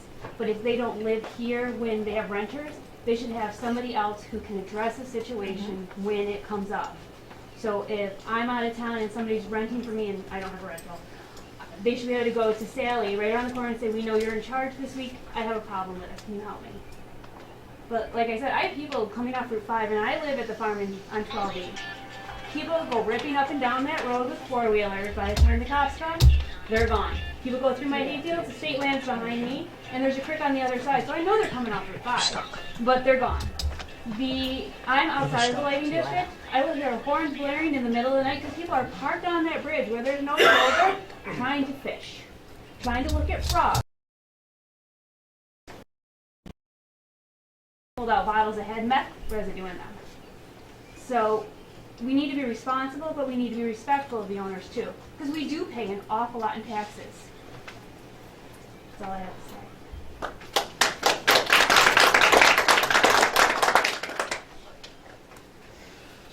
Hi, Jim Hilbert again. How do you notify non-residents? Non-residents? Yeah, I'm not a resident here, but I got a cottage. So a lot of people have cottages that aren't here. Maybe you want to be involved, but you didn't get a hold of them. I'll answer that in a Probably minute. 400 some odd people. I'll answer that in a minute. Okay. But that's one of my big questions.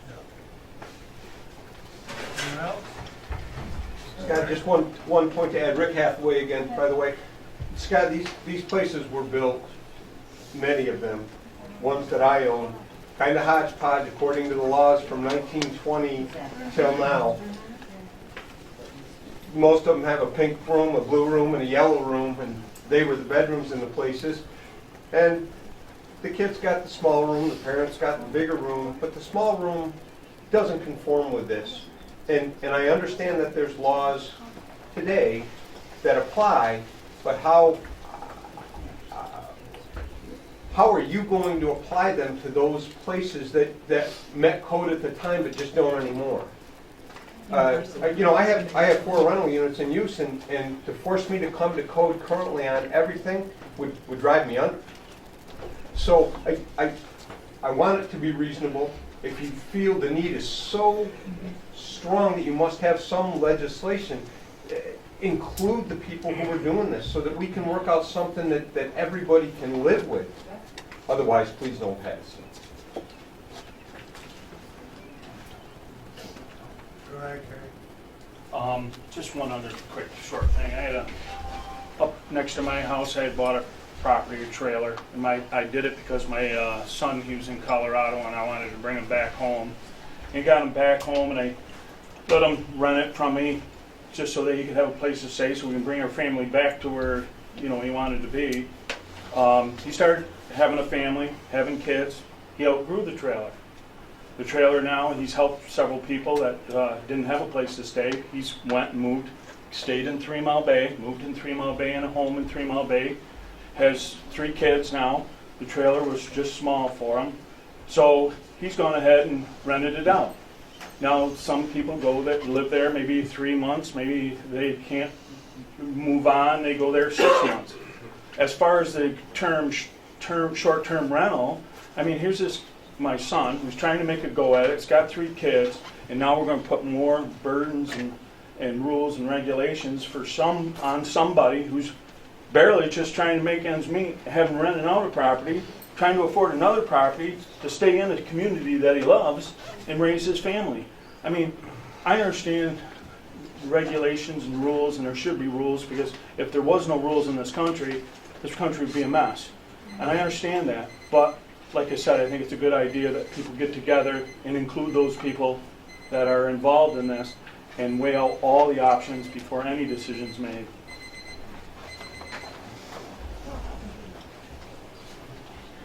Okay, Carrie. I'm going to say something very positive.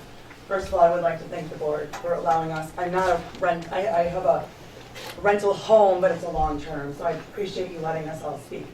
I think we all need to get along and we need to figure this out without having it be so stringent law-wise. We got a brand new, beautiful restaurant being built in our village. I just redid my restaurant. We have so many things in this village that are so positive. Look at what Amanda's done. Look at what we're all trying to do. Let's figure this out and be proactive on it. Use the police force to, let's not just make laws. Let's work together and make people look at us in Chameau and say, wow, look how they handled this. Look what they did. I'm really passionate about that. So thank you for this. Very good.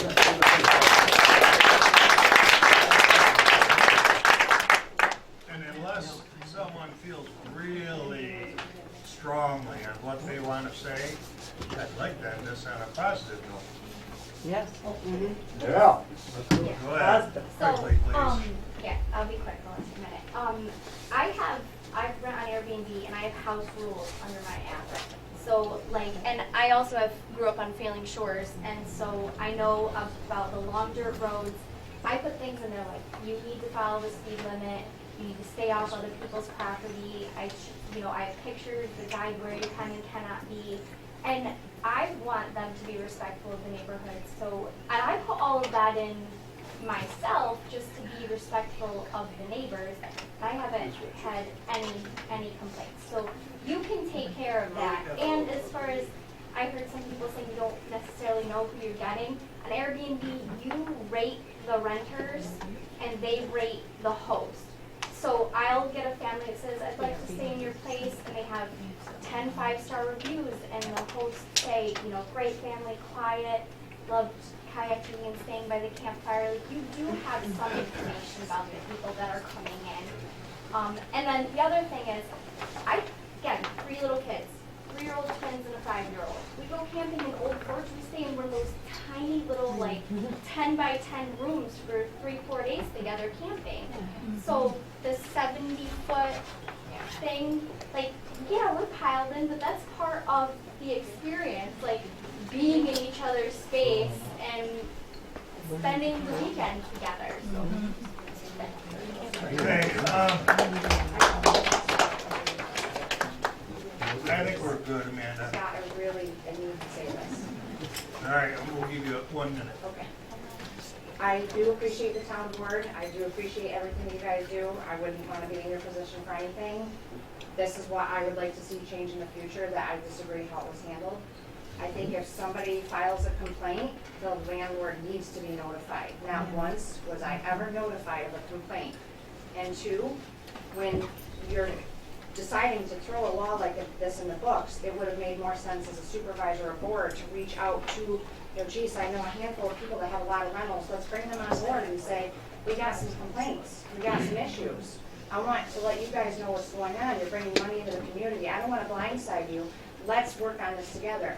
None of that happened, and if anything, I can leave on a positive note. I hope it's a learning experience for the board, that if any issues like this, anything in this community arise again, the planning board, the supervisor, whoever's in that position, reaches out and tries to be proactive, not so knee-jerk reactive, and says, look, let's work together. Let's do this right.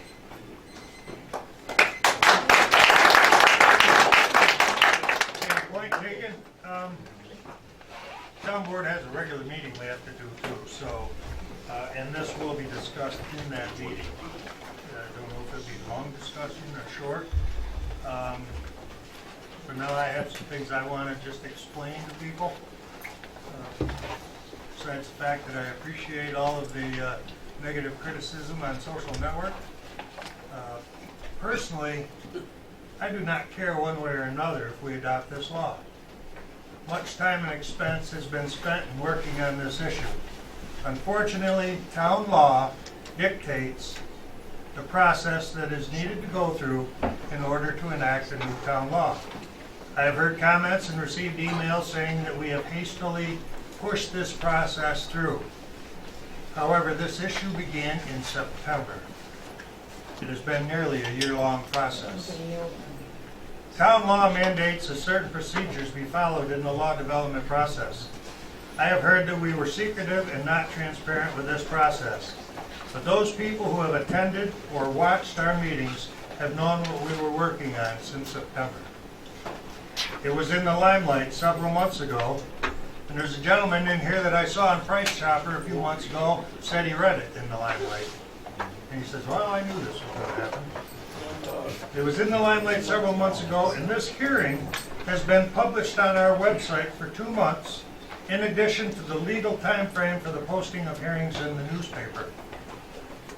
We can't send out letters to every town resident or every out-of-town resident. Why not? Why not? Why not? Why not? What about all the Why other not? junk mail? Why can't you send out a The newsletter? town board has followed the process and has gone above and beyond the mandated requirement.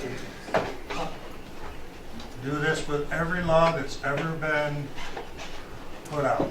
This is the process. We have offered transparency and notice wherever possible. I have received emails saying that we should do our research before we do anything like this. I will be glad to show anyone the chronology of events that took place to gather our information. I can show you the emails with the county and town planning boards, the correspondence with the town and Association of Towns Attorneys, and also the Tug Hill Conference slideshow on short-term rental units. I can show you the Municipal Officials Guide to Short-Term Rentals, the numerous newspaper and website articles, and the emails with various other municipalities in the state that have short-term rental unit laws. I take offense at people who tell us we should do our research when they do not attend our board meetings or apparently do not read the limelight. I do not like imposing laws on people any more than the next person. However, the town board takes an oath to ensure the health, welfare, and safety of the town residents. When approached by residents, and there were certainly more than one, who are concerned about their health, welfare, and safety, it is the town board's responsibility to look into their concerns and see what, if anything, can be done.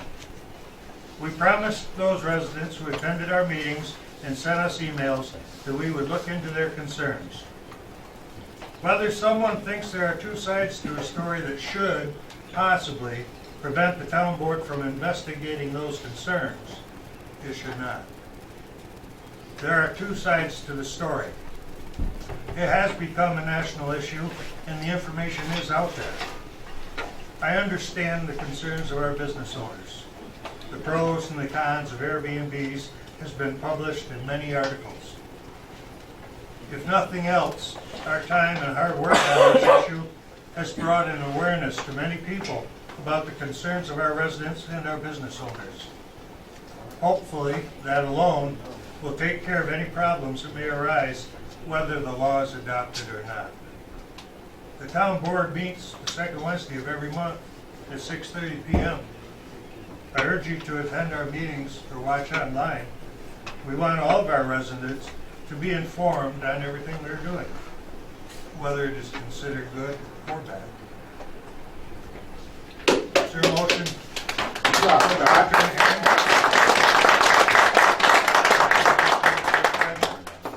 Duly seconded. All in favor, say aye. Aye. Opposed, nay. Carried.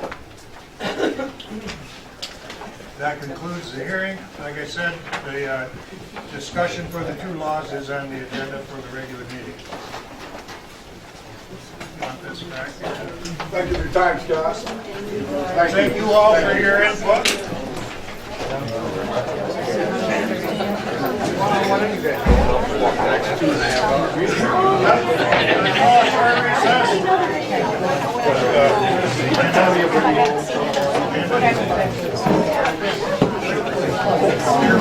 No, I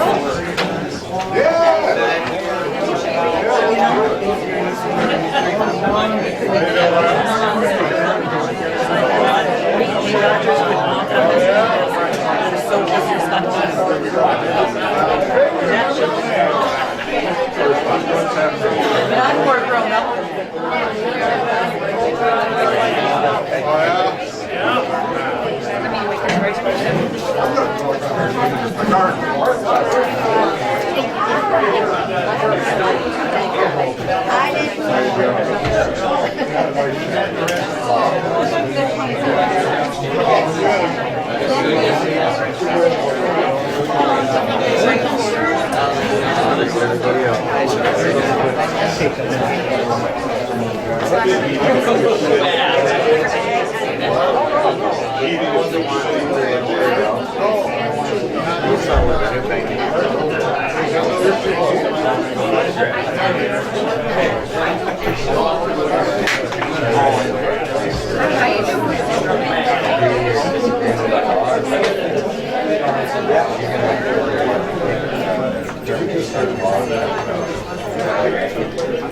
I'd like to see.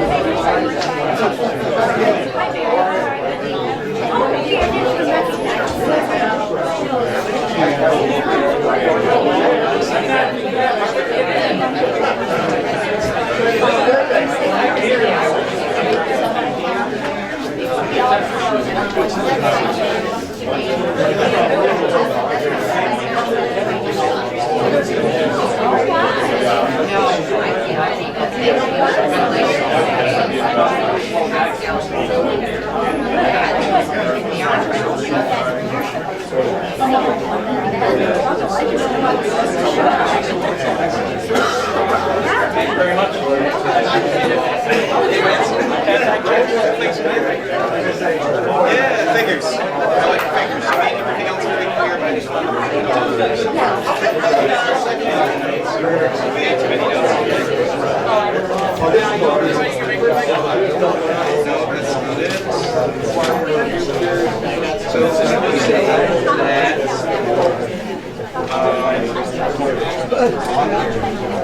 in the last 365 days, 16 properties were sold in the town of Lyme, which generated $10 million in overall revenue.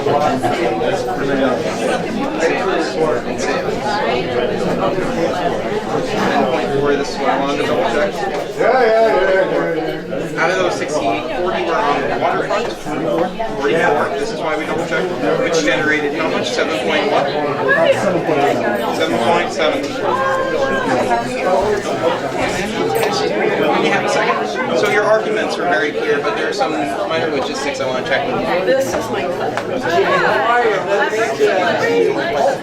Really? Yeah.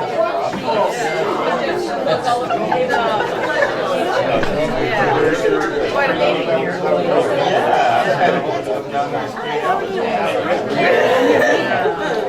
How are you doing? Troublemaker, how are you? They did catch you, that's what they did.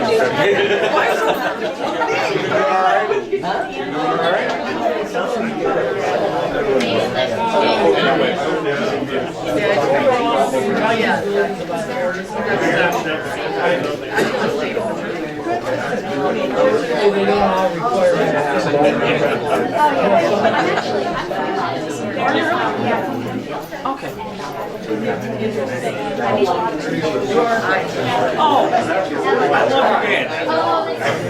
Flying his drone, all his pictures, the waterfalls, everything. Yeah, I knew his daughter was up here, and I don't know. A while stuff I suppose. That's exciting.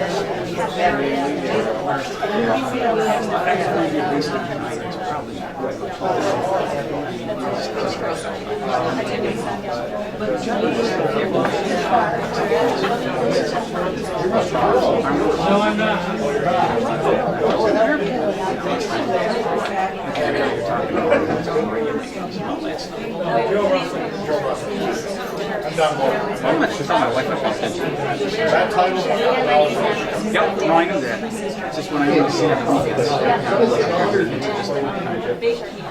There's air conditioning that's going to be turned on.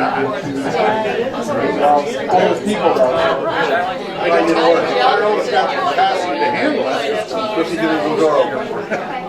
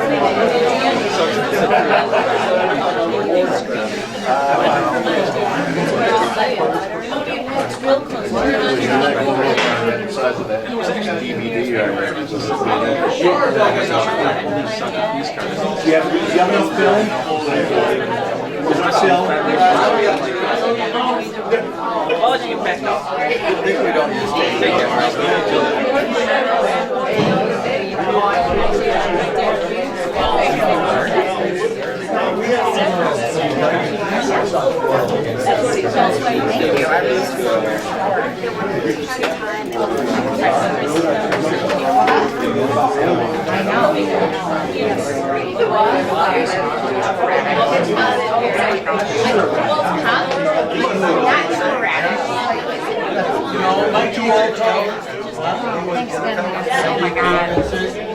Reluctantly, they don't want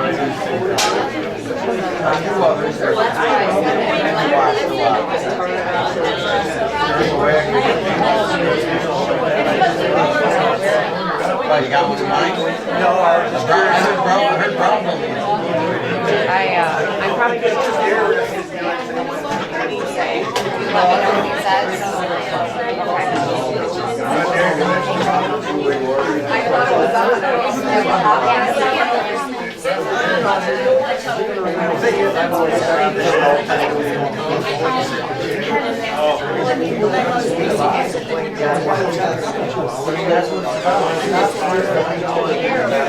Hey Greg, close that door please, we got the AC on. Thank you. Sorry, shut it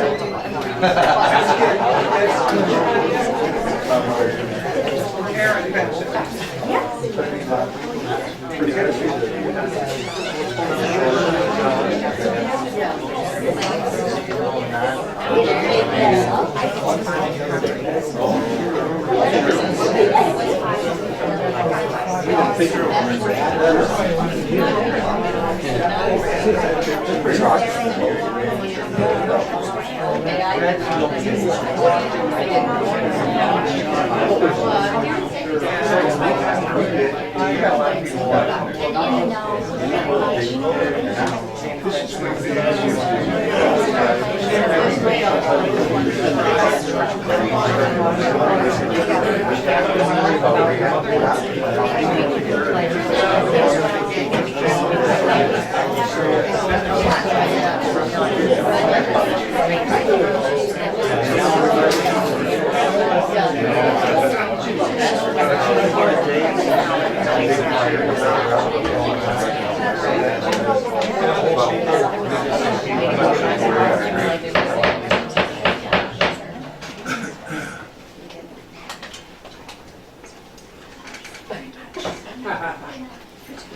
call the regular monthly meeting to order. Please rise for the prayer and pledge of allegiance. Almighty Creator, we ask your presence at tonight's meeting. We ask for your guidance in the decision-making process as issues are put before us.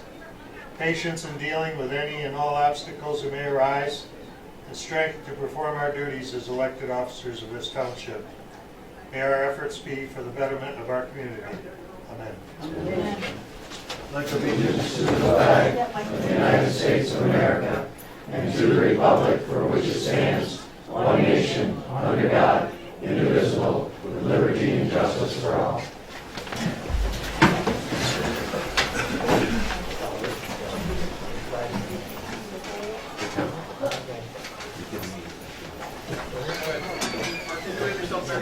All right. If we hadn't had enough, we've got another privilege of the floor. Now we have Mr. Joe Shanks. There's a culvert problem he'd like to address the town board on. Yes, thank you, Scott, I appreciate it. As Scott said, my name is Joe Shanks. I own property on the waterfront side of Old Town Springs Road. I live at 28162 Wetland Lane. And we have a culvert problem, which started when the town pulled the old metal culvert out of the west side of the east side of the road, and it was partially crushed. And we didn't have any flooding problems down near my residence. When they put the new plastic culvert in, we have a problem now. Anytime we have a lot of rain, all the water from those 6 homes on the west side of the road, plus the golf course, all comes to one point. It zigzags through my property, and we have a shed down there that it's flooding that out, it's rotting the wood out in it, it's taking all the dirt off underneath it, and it's like 2 feet, and it proceeds down to my neighbor's boathouse, and it's taking the foundation right up into his boathouse.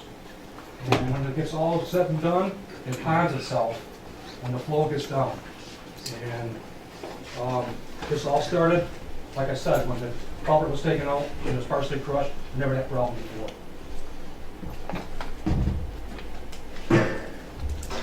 Any questions for me? Well, what do you see as a solution? I don't know. I've talked to Pat about it. We sent a couple guys from the soil and conservation down there. There were no help. You guys have an engineer, don't you? Have him look at water out of there, because it's taking that guy's boathouse right up underneath it. His footers are being destroyed. And that other, like I said, other storage shed, it's not going to be too much longer, and it's going to be rotten. It's going to be no good. We're going to do some tax on both of those. And that water is basically coming from up by Old Town Springs Road, right? Correct, yes. Yep, it comes over onto me on I own property. I own 42 acres over on the east side of Old Town Springs Road. Well, I know Pat's looked at it. I don't know if there's a lot we can do. Maybe having an engineer look at it wouldn't be a bad idea. I had Jefferson County engineers look at it as well. Oh. So, but basically, he owns a field. And how far from Old Town Springs Road is your residence?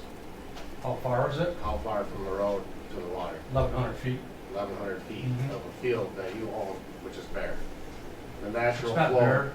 It's been plowed and it's been dished, it's been planted for beans and corn. Mhm. And that's when the problem started, because all that water comes to a certain low area, which drains to a pond behind your place, right?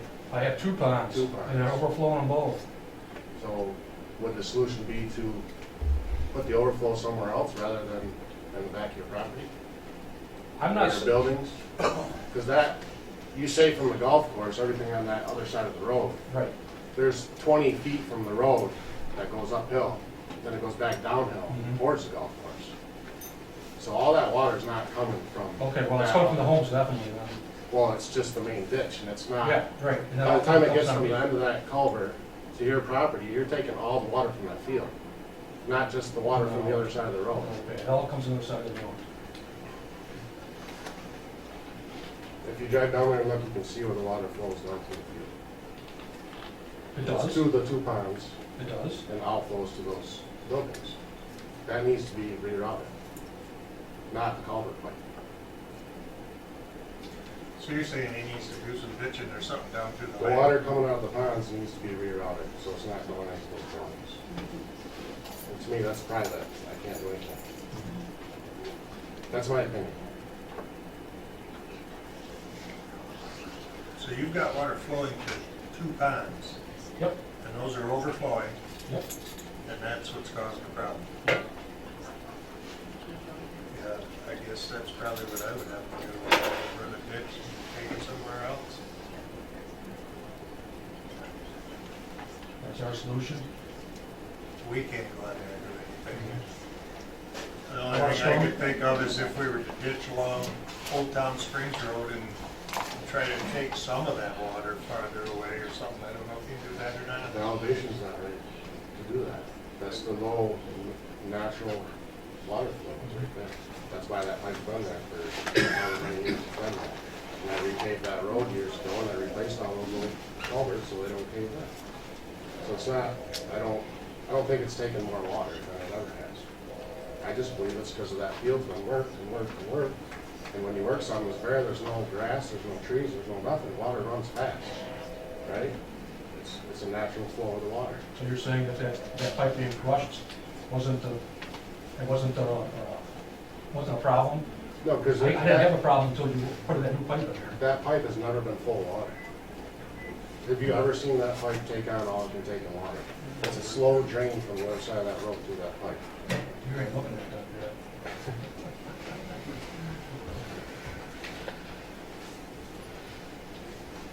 Any of the other board members have a thought? You have any questions for me? I'd like to get one of you board members down there to take a look at this flow and see the 2-foot river that comes down from off the road. I was down there the day before yesterday looking at it. What it is, as Pat says, it's in a natural low area. Will the storm sewer up by the road do anything? Or slow it down? You just have to drain it someplace. Obviously going to be drained out here. And there's only so much you do in natural runoff. And if we took the pipe out, I don't want you to do that, because people get flooded out. well, That's just wrong. That's just it. What can we do with the pipe that then back up on the Sure, people who are up I on the road? understand. And you can't flow it back toward the golf course, then they have a problem. So, Well, I think I should talk it over and give me a decision, I'd appreciate it. If you got any comments, give me a call if you have to stop down and see me. Thank you for your time, I appreciate it. Thank you. Okay, do we have any representatives here from the clock? Yes. Please introduce yourselves. Hi, my name is Jill Sheedy, S-H-E-E-D-Y, and I'm a taxpaying resident of Clock Road, 6888, Grinnell Bay. And I'm here to ask the town to help maintain Clock Road, which the very beginning of the Clock Road until our culvert belongs to the town. And we're asking for you to, we also have a culvert issue with all this water, and the county has a culvert that we could use, and we are asking you for a couple of simple things. One is that you pay the same in stone, not in money, that we all pay as residents on the road, $150 a year, or $150 worth of crushed stone to be put on the road from the beginning of 57 to where you own the road, the culvert. That the stone would be delivered one time during the year. We would spread it. Nobody would have to spread it. But the other part with the culvert is, we're asking you if you could provide machinery and a worker to put in the culvert that the county has offered, a very good used culvert to be put in. And that's our simple plea to you. And I've asked our town attorney, Mr. Joe Russell, to come. And seeing as how we're paying him, we might as well turn this question and comment over to you for your answer, please. Well, from the information I received from you, Scott, it's my understanding that Clock Road is not a town road. It's a private road, simply because a portion of it's on property that's owned by the town does not make it a town road. So if it's a private road, the town's prohibited from maintaining it. You can't do that. So in essence, and as I understand, the argument is that it's been used by members of the public for a number of years, but that doesn't render it a town road. In order for it to be a town road by use, you have to have the requisite use by the public, plus dominion and control over it by the town in the form of maintenance and repairs, which I understand is not. How about, they're asking that we what, supply stone?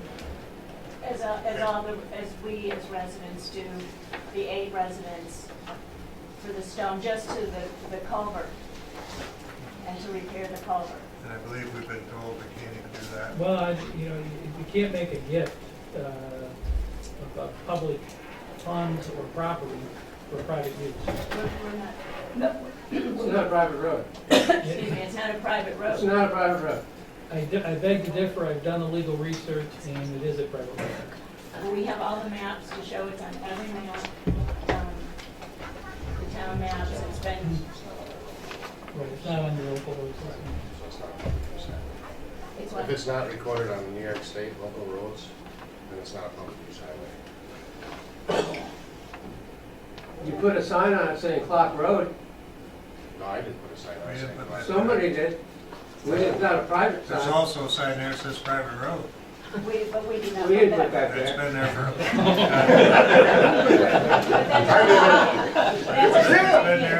That's not a binding. I'm Barry Dillon, I'm on the road as well.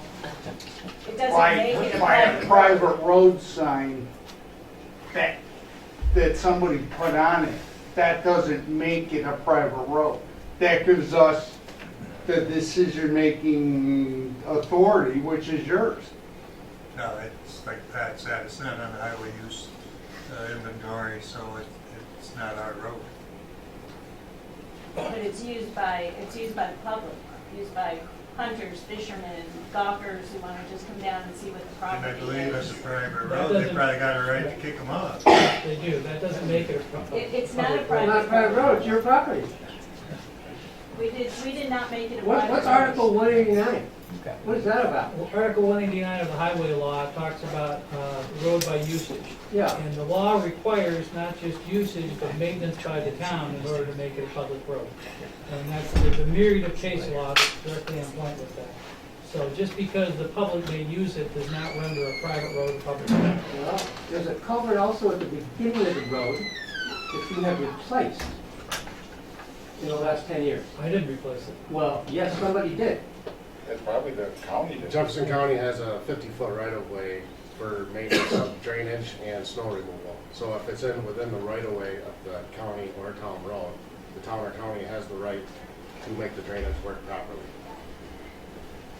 But we're still taxpayers, Just like a just driveway. like everybody else. If We're you not put a a private driveway in, road. you have to have a We pay culvert. just as many taxes as everybody else but there are many summer residences who live right in 3 Mile I Bay. just asked if there's somebody to dig up the old one and put a new, we got one that's already donated to us, From the to throw it county. in.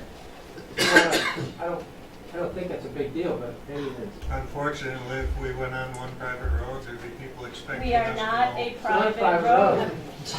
We'll have to agree to disagree on that. Why would it be on all these maps? Clock Road, why is it We've on got all fire these roads maps? that are on maps. We're not a fire road. We're not a fire road, we're not a private road. our maps show county ownership past the culvert. Now, if you own the land past the culvert and the road is part of that land, why can't we say you own the road? You don't own the whole road, you just own- the you road own- to the culvert. You own the land over which that private road runs, and I assume there's a private right-of-way for the usage of that. That doesn't make it a public highway. I believe you own the property for other proprietary purposes. That's why On the land, transfer site. the transfer site's there. And so the private road that residents use happens to be on property that you own. But how does that not make you responsible? I've worked for the town for 16 years and I've never once worked on that road. There's a reason for that, it's a private road. Not the beginning No, of it, because it's we've always not. done it.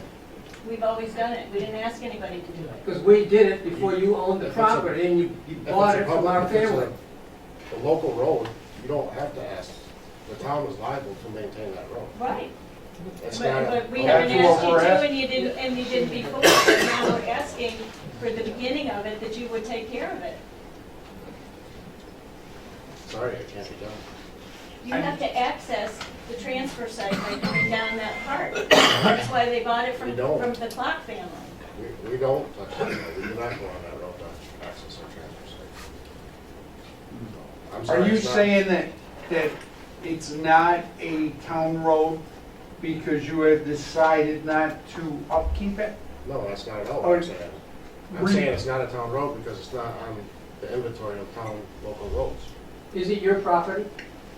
That your private road runs across? Okay, yes. yeah. What if somebody runs off that culvert, flips over their car and dies?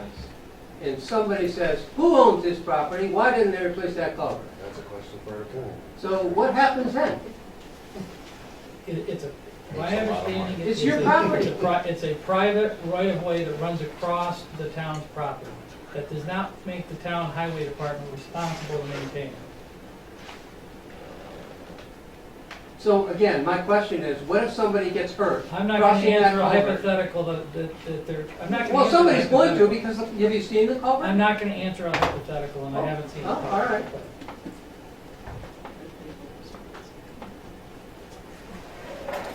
If you've been given a notice that there were damages to the culvert, Yes. right? And by law, our understanding, and correct me. Notice of if I'm highway wrong, defects apply to public highways, not to private right-of-ways. we do not have, it's not a private road. So that's, Again, I mean, that's our sticking That's point, where right? we're Private stuck in road the middle versus. of that. It's a private road because somebody put a private sign up No, there? it's a private road because it's not a public highway. You have a private right-of-way across the town's land to use that portion of the town's land. But that does not make it a public highway.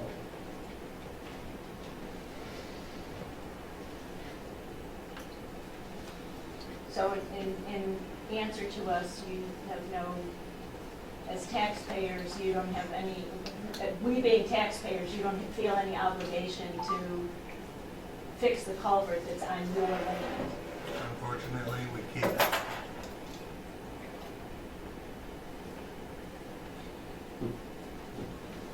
Thank you for your time, and we'll just see how much further we have to take it someplace. Okay.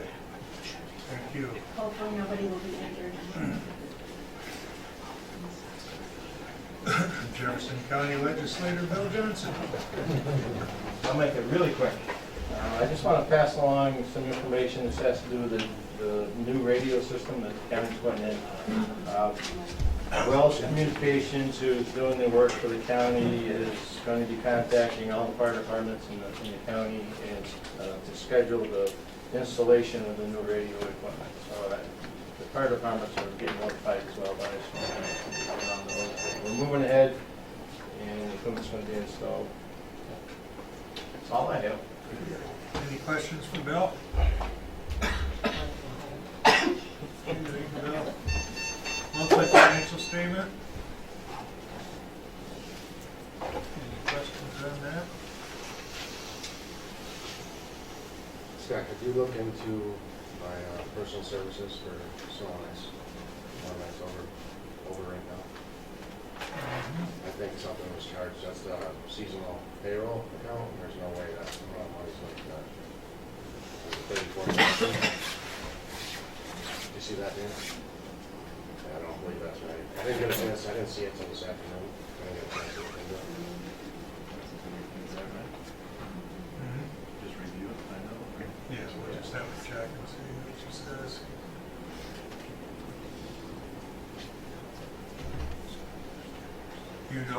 You think it's too much? Yes, because that's seasonal, and only the seasonal guy's payroll comes out of that. That was only a couple of months. There's no way that it was $34,000. I didn't get a chance to put the hours together to see how much it actually was. That was my next question, yeah. Let's see what you got for payroll.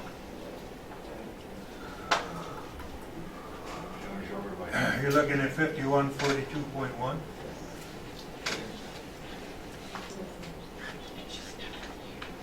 You're over by about $2,400, right?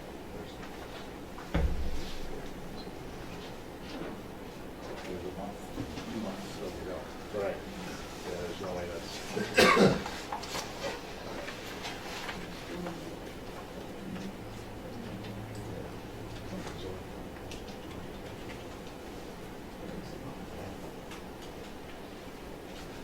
Yeah, I'll ask Kathy about that. Thank you. Any other questions on the supervisor's report? Motion to approve? Dan made a motion, is there a second? I'll second. Julie seconded, all in favor say aye. Opposed nay, carried. Highway superintendent's report? Well, I'm sure everybody in the town knows what I've been doing, is keeping our shoreline together along the roads and hauling sandbags pretty much. Been super busy with that, trying to keep up. Other than that, that's really all I have. Other than really busy. Trailer beds?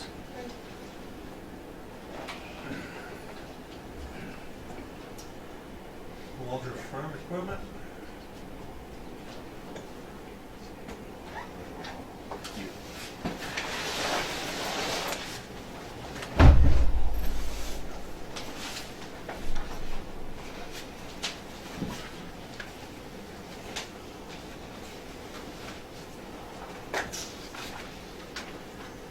Eager Beaver, 35G SL/S4S, 35-ton self-lifting detachable lowboy, 43 feet 1 inch overall length. That was the bid.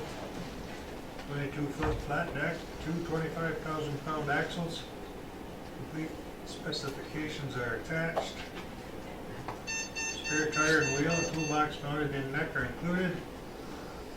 $42,000.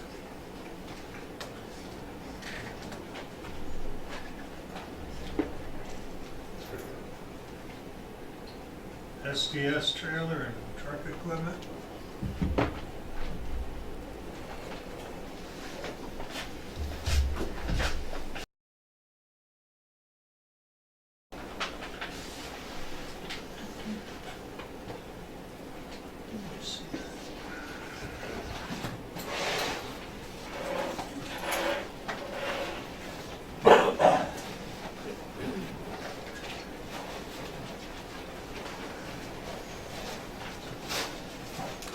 Estimated tear weight of the trailer is 14,700 pounds.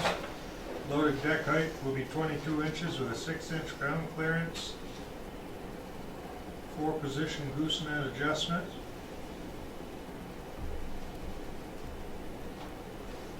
Using T1 steel. Pro tramps will be 31 inches. All that sound like it's what you wanted?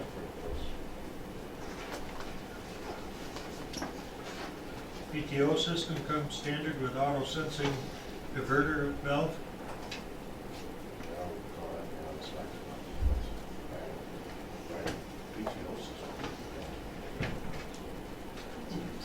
Unless it's set up. I'll let you get. Unless it's set up to run a motor.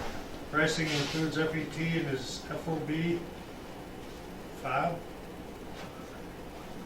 48,900.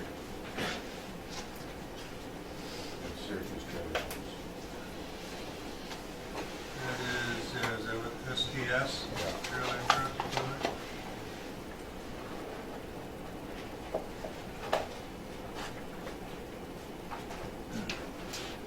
Tracy Road Equipment?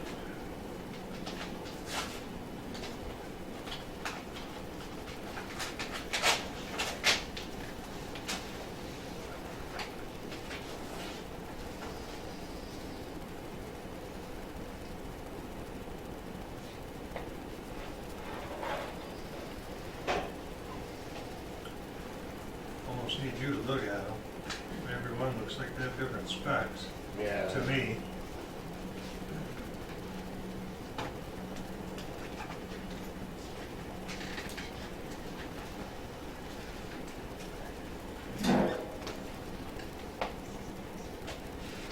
What's the brand of the one from Tracy's? What is the brand? One new and unused 2020 felling trailer, model XF-70-2 HTG hydraulic detachable gooseneck, 85,900 pounds, gross vehicle weight, 70,000 pounds load capacity, 22-foot deck length, 2-inch white oak deck. Total bid price $54,600.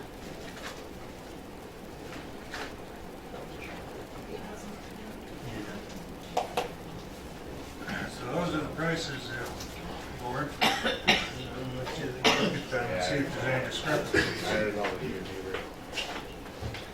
I've looked at all three of them, so. Yeah. Some of them have stuff I don't need, you know. Single over Eager Beaver, same thing they have now. That was Waldrop? That was, RFP was for the Eager Beaver specs that you currently use with a new one. Right.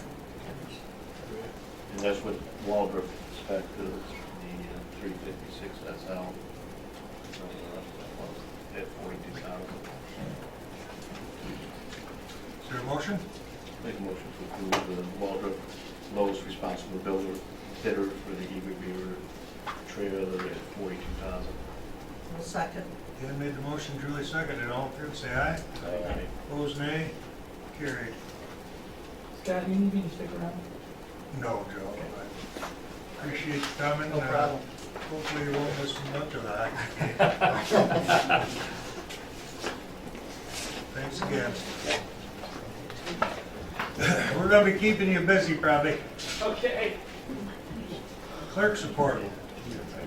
Monthly receipts were as follows. Total local shares, $3,054.20. Total state and county local revenues were $2,470. And the total non-local revenues was $52.50. Any questions for Ariana?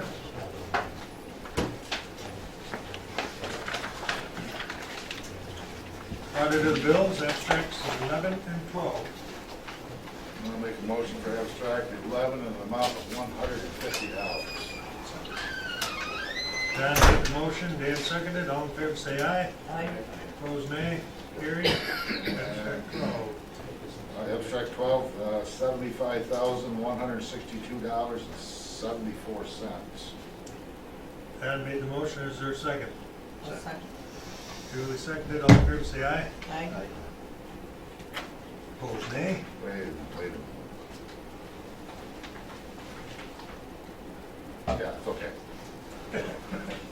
Carried. Double check. Carried. Approval of the minutes, May 8th, regular monthly meeting, and May 20th, the special meeting. Any questions on those? Dan made a motion to approve the May 8th and the regular meeting and the May 20th special meeting. Is there a second? I'll second. Julie seconded. All in favor say aye. Aye. Opposed, nay. Carried. Committee reports. The assessors decided to give us the night off because they knew we were going to be busy tonight. They'll give us a report in July. Municipal Water Board, same way? Yeah. God bless you. Planning Board. They have not received the planning board report. Youth commission, there was no meeting. ZEO, CEO? Quiet.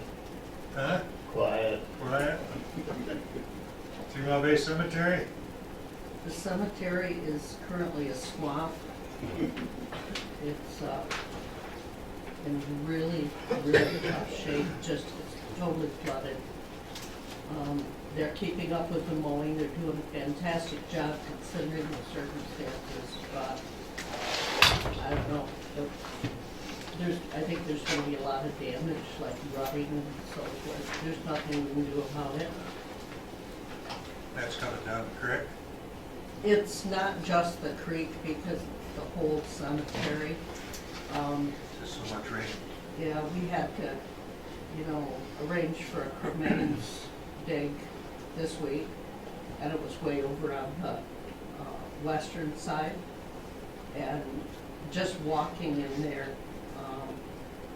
just walking across the grass, just where my foot hit the grass, the water would just gush up around my shoes. It's that bad. So it's everywhere. It's not just the cemetery. Yeah, I was gonna say, that's in my backyard, is too. Yeah, right. Yeah. So we'll take it one issue at a time.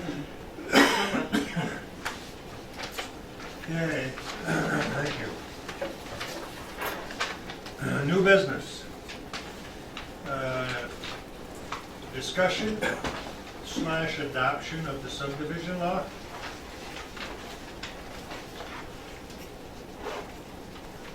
Any discussion? There wasn't any discussion from the public. Everyone had time to review it the same as they had on the short-term rental law. And there wasn't any comments or concerns by the public. I make a motion that we adopt it as written. Dan made a motion to adopt as written. Is there a second? Second. Alan seconded. All in favor say aye. Aye. Aye. Opposed, nay. Carried. Discussion / adoption of STRU law, short-term rental unit law. Any discussion? We heard a lot of good comments tonight, got a lot of opinions. Now it's up to us to decide what we want to do. One thing that was enlightening for me was because we have no regulations in our town at this point in time that regulate rentals in any way, we had no way of knowing the number of people who depend on renting property in the town of Lyme, both as renters and rentees. I mean, to me, I really was not aware of the numbers involved because there was no place to get statistics, basically. So my personal feeling is that you do need some regulation. My main concern is septic. The septic for all properties, are up to the capacity that the property is being used for, so that we are not polluting the lake. And of course, it is our job as a board to try and protect the interests of residents of our town, but I think we have more work to do. Any other comments from the board? Julie, I think that was well said. We heard from 33 separate people tonight. I made notes on everyone that spoke. I think there is a need in our town for a rental law. And I think it needs to be adjusted based on comments that were made tonight. And I think we need to step back just a little bit, maybe form a subcommittee to address some of the comments. There was a lot of different comments that I heard tonight that I thought were had merit. There were some that I thought were not quite appropriate. I heard over and over again tonight that that this town levies against its residents. I'm going to tell you, I would be hard pressed to find another town in the county of Jefferson that assesses their residents the tax levy as little as ours for what you get. Our tax levy that is paid by the residents of this community is about $360,000 a year total. Everything else on your tax bill, I'm not talking about fire districts because that's entirely separate. Fire districts are separate. The rest of the taxes are county. And so when that bill comes, and because it comes from the town, you say, well, the town taxes are really high. Our town taxes are very, very low. And we have held them at 0 or less than 0 for the last 4 or 5 years because of people like Pat Weston, who manages his department with a fine-tooth comb to make sure that we don't spend too much money. So that always bothers me a little bit when everybody talks about our taxes, the town taxes, the town taxes. It's not the town taxes, they're very, very small. But on the same token, I think we need to look at this law and make some changes to it. I'll make one comment. I rent a home in Florida in the winter for a few weeks. I've rented the same home now for 5 years. I'm going to rent it again next year. And there's a residency restriction in the community where I rent. 2 people per bedroom, 2 children under 6. You're going to have 4 people in a bedroom. And that is to control the amount of residents in the facility in order to meet the safety and the standards of Monroe County in Florida. I'm not talking about the size of the rooms. I know there's some issues with some small cottages, but there's no way that you should be putting 10 or 12 people in a 2-bedroom, small 2-bedroom cottage in our community. And that's what we're trying to look at, and not necessarily for the cottage itself, but for the septic. And I'll tell you, the next thing we have to do as a town here is we have to address the septic problem that we have in this town. The majority of homes in this community that are on the lake are polluting the lake with their septic systems. They may be working fine, but we're still polluting. And I am researching a number of septic laws in other areas of the state that are in effect right now that are quite stringent upon the sale of a home. Nothing before you sell the house, but when you sell the house, that septic has to be proven to be working properly. And I think we need to look at that in the future, and I've given the town of the board your copies of those laws, and I think that's one of the next ones we have to look at, because we gotta stop polluting this lake, and we gotta stop polluting the bay. But the rental law needs some work, and I think we need to step back a little bit and figure out what it needs, and possibly form a subcommittee to go over the points that were made tonight by the 33 people that spoke here tonight, and do what's in the best interest of everyone, and go forward. So I would be in favor of tabling the law at this point until we can do a little more research on it and a little more fine tuning, and then bring it back forward for further discussion. The other thing I would like to bring up that I personally, and I think also as a board, it has never been our intent to prevent people from renting, not even on Airbnb. But what we want to do is control it enough so that it doesn't become a problem for other people. It's like Dan said, and I said earlier, one of our main concerns is pollution.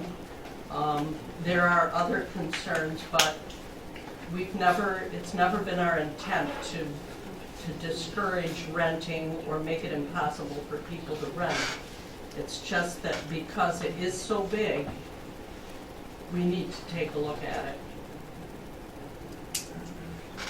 Alan, Bob, you guys got anything to add?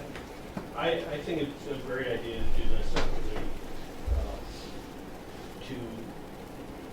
to look at this law again. I think a lot of the people made great points tonight. I'm for less regulation. I believe reacting to a small percentage of the population, making a law for the rest of them, the government has done that. I think we need less regulation. I think we need a way to control these, but I think they're also self-policed too by the people who are making the investments into their property and bringing money into the community. So I think we have some work to do on this, because as I was listening tonight, I was hearing, we're singling out renters. What about the people who own their property? We're not telling them how many people they have in their bedroom. You know, we're not telling them they can't have 6 cars on their property. So I think it's very restrictive in that point. I think we do have a work, and I agree with Dan. We need to table this and have a lot more discussion on it. The biggest surprise by far for me tonight is how many people rent out Airbnbs in this town. Before this started, we knew about 2 or 3, and I mean, just look at the number of people they hear tonight. And we're not hearing any issues about it. And so you're not affecting just a couple. It's a major Absolutely. effect. Well, I did read an article when this all started, how many millions of dollars a year it brings into Jefferson County a year. And Airbnb is a major business, and we almost have to support it within reason. And my take on it, Robin doesn't agree with me, I think one of our biggest problems is ice fishing would seem to be a bigger problem than summer. But, Just wait. well, that's my take on it. Depends on where you live. Yeah. Well, I think, and I'll tell you, this being chauvinist, ice fishermen, wives don't ice fish. Men get away from their wives, they get snowball. And I think that's where a lot of the problem comes from. I know I shouldn't have said it. No, I don't know. I know my wife thinks I'm stupid when I'm right in front of her. I agree. I think we got a lot of work to do on it. I enjoyed hearing everyone's comments. And I agree with the committee. How many people you want to put on the committee? Who should we ask? I know we already had one gentleman come up and volunteer, who I think would be very good. Probably ought to get Amanda on it. And I think, there's a couple people that are against those. 5. I see one hand up back there. I would like to see it try to be not, I'd like to see some people for Airbnbs and some against. You know that. So, I didn't see too big a committee. I think 5 is normally a good number. Yeah. Get an uneven number. If they disagree on something, they take a vote. I think you're volunteering. For me? No. Scott, do you have to be a resident or just a taxpayer? Well, It's not a fish, if you're not. depends on how many we get, Heidi. And what would the duration of the committee be? What would what? Duration of the committee be? Like, get it done. Well, see, right now, with no law, people can operate the way they were. I don't care myself if it took 2 months. I would, Or 3 months, I don't care. I don't want to, this is June, I wouldn't want to see it extend much past the middle of September. We're down the road. Public hearing. If we had another public hearing, I want it when summer people are here. You just volunteer.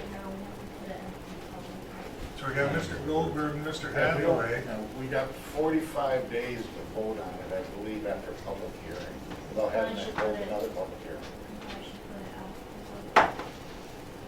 Yeah.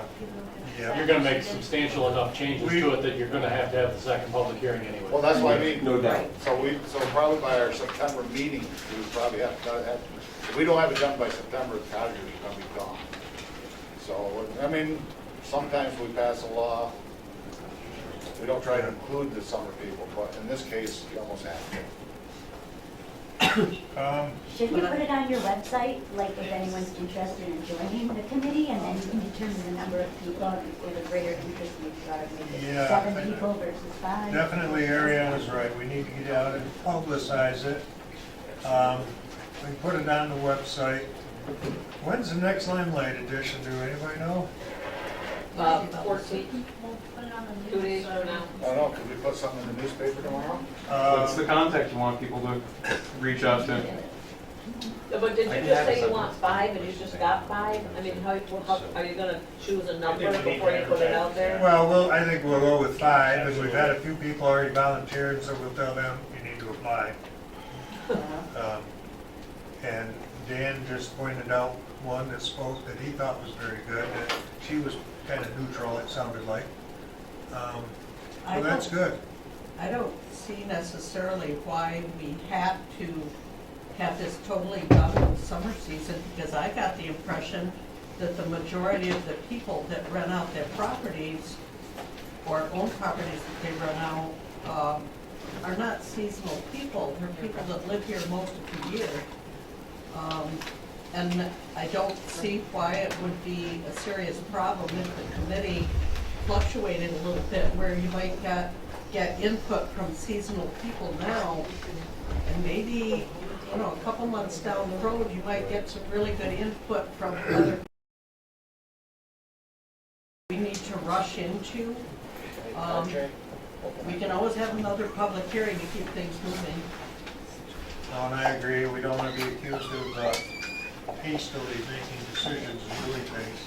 And it won't, it's something we'll have to take care of early in the spring, beginning of next year, if we have to. Well, maybe, you know, I mean, one or two people commented that the rentals for the year are already in place.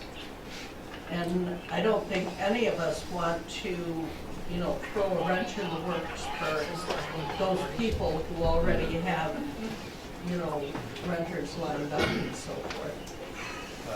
And you know, even that law that was out there, it grandfathered in all of Right. the others that Sure. were there. I would be against letting it go for a few months and having them do a really good study on it. Well, one thing I was thinking today, even if we don't pass this, or a variation of this, we still gotta do something with our zoning law, because technically according to our zoning law, They're not allowed. they're not really allowed. Right. And we probably should, in our definitions, we have,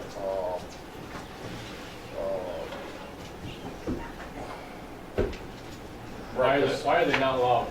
It's not a it's not a permitted use in the waterfront district. Well, they don't even list. Anything that is not listed in the law is a permitted use unless it's prohibited. Really? It says that in your law? Anything is. We haven't thought of what the next thing is. You don't literally have to come up with, you know, explicitly saying you can't do something. Well, any hotel or motel is not permitted, and that's the closest thing in the schedule that's related to renting. Yeah, I mean, it's still being treated as a resident, Well, I guess I'm it just should saying, be it's still being treated as a something- residential structure unless you something that should be prohibit it, it is straightened not out. restricted. Along with,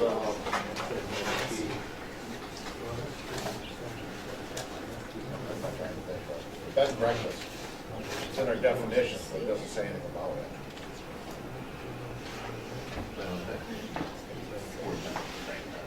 Yep. So where am I advertising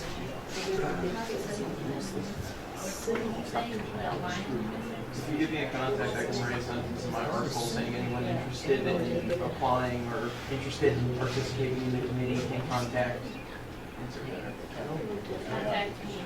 Okay. You got it. Sound clear. At your office phone number, yeah? Yep, I'll give it to you after. Thank you very much. Yeah, I'll mention it, I think Natalie's gonna call me. I want to limit it to 5. I see that different from people. Well, it's hard enough to get people to volunteer.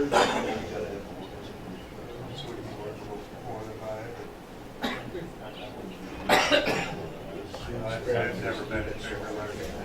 It's up to you guys. I would say keep it at 5, but if they have any Five, sort, please. if they have any sort of semi-official duties at all, it's got to be open to public anyway. But I would keep it to 5 members, because when we met with the planning board, we got about 10 of us there, we never got much accomplished.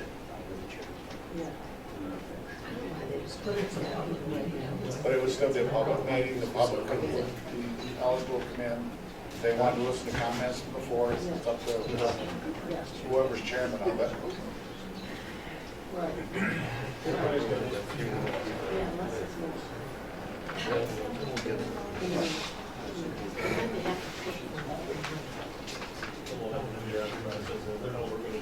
Yeah, we can do that. see how many people apply, make a decision next month. Right. All right. And what's the criteria for choosing the members of the committee? We have to think about that too. So we're fair to everybody. Okay.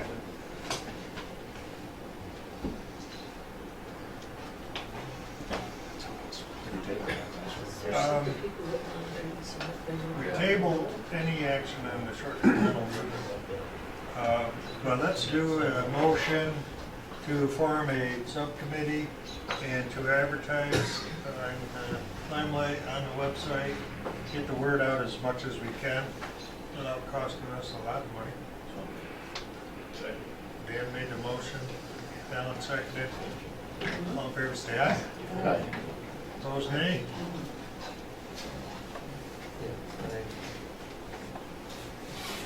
Carried. Okay. So that's what we're doing, folks. Keep your eyes peeled to the website for information, and those of you that have heard, you can stop in and Ariana can give you an application to fill out.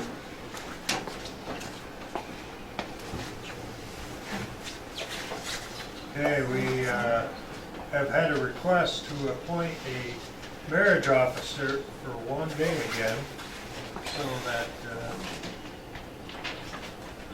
a member of a family, I guess, can marry another member of the family. According to town law, a marriage officer appointed by the town. Let's see. Robin and Jim, quiet please. To be valid, a marriage ceremony must be performed by any of the individuals specified in Section 11 of the New York State Domestic Relations Law. These include a marriage officer appointed by the town. I'm an ordained minister. And just so Mr. Borkman knows, ship captains are not authorized to perform marriage ceremonies in New York State. Oh, shucks. And I wanted to put out to sea. So who, let's see, Ariana, who was this that wanted to marry somebody else? You remember? But when we do the motion, we must remember to appoint for the one day only. That's all right. It was Boo Harris made the request? To have someone else, to have Mark Harris marry who, do you remember? Sarah Harris. Oh. For dog. All right. Oh. Who made the request to be the marriage officer? No, we didn't have a class By Mark Harris, okay. Good enough. Mark and Mike. No, Mike is the father, Mark is the Oh. uncle. I thought so. Yeah, I thought you were married. So we are appointing Mark Harris as a marriage officer for one day only. Someone make a motion? Dan made a motion, is there a second? Alan seconded, all in favor say aye. Aye. Opposed, nay. Carried. No, please.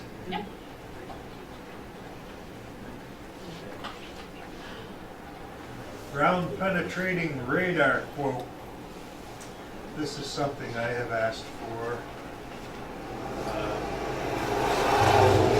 After our bicentennial last year, down at what we dedicated as Bicentennial Park, we received some complaints from people that live down in Barnes Bay area that we were trampling all over graves. So Robin has found an outfit, a couple outfits that will do ground penetrating radar and kind of let us know where those graves may be. And that quote was for $1,600, I believe. Per day. Per day. Hopefully it'll only take them one day. Other David Bacon, don't we have to pay them fair wage? Well, I don't believe so. It's a contract price, and they're responsible for paying the, whatever they pay. I see the bid for price. I saw that. So, like, Yeah, I questioned her too, and So there's $1,600 for up to 8 hours on site with an estimated 1 to 2 days for completion. Or if the project is subject to prevailing wage, the day rate is $1,950.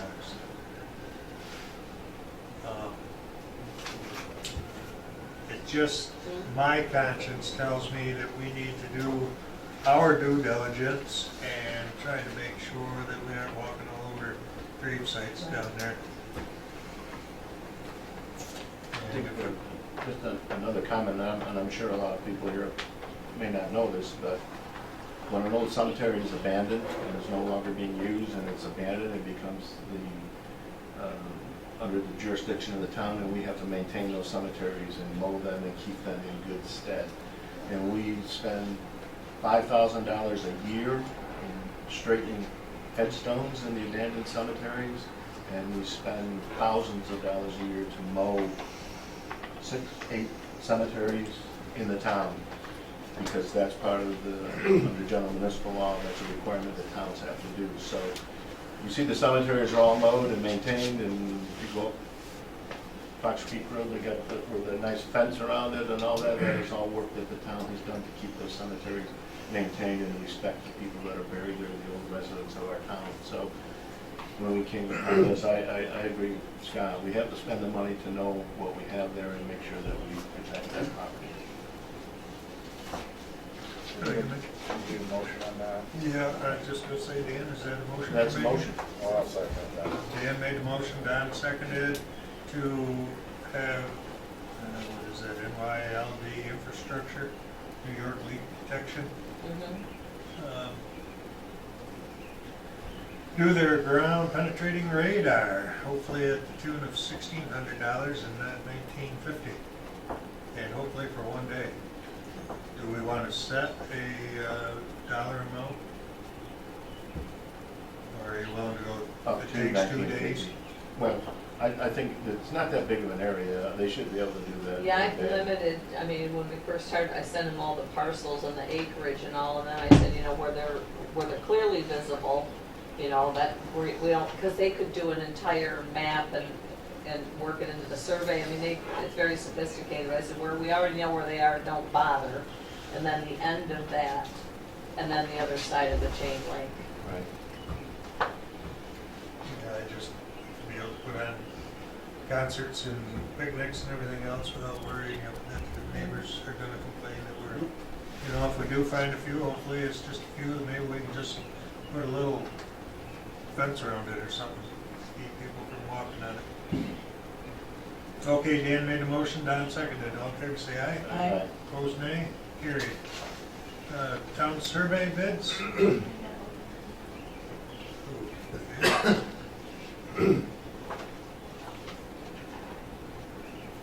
sent that to me today, did you? Yes, we did.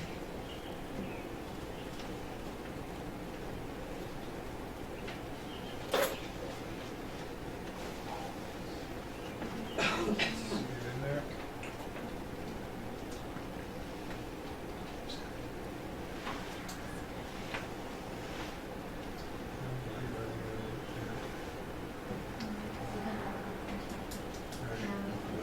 I don't believe I even opened it by accident.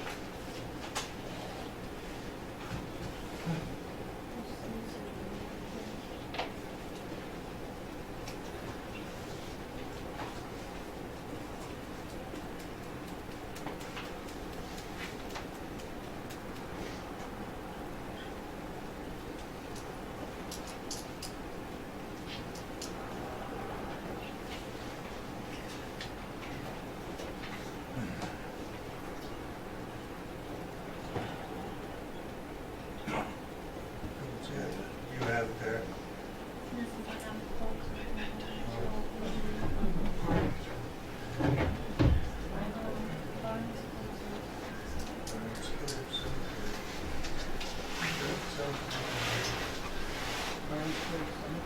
Did you send it to everybody? Barge Bay Cemetery is the one where we have the ground penetrating radar. Yeah, but that's for the survey too. Yeah.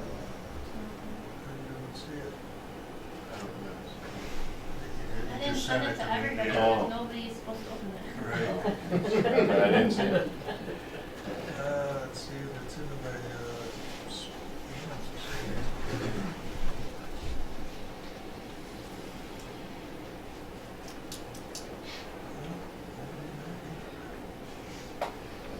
Well, we can make a comment about the flooding.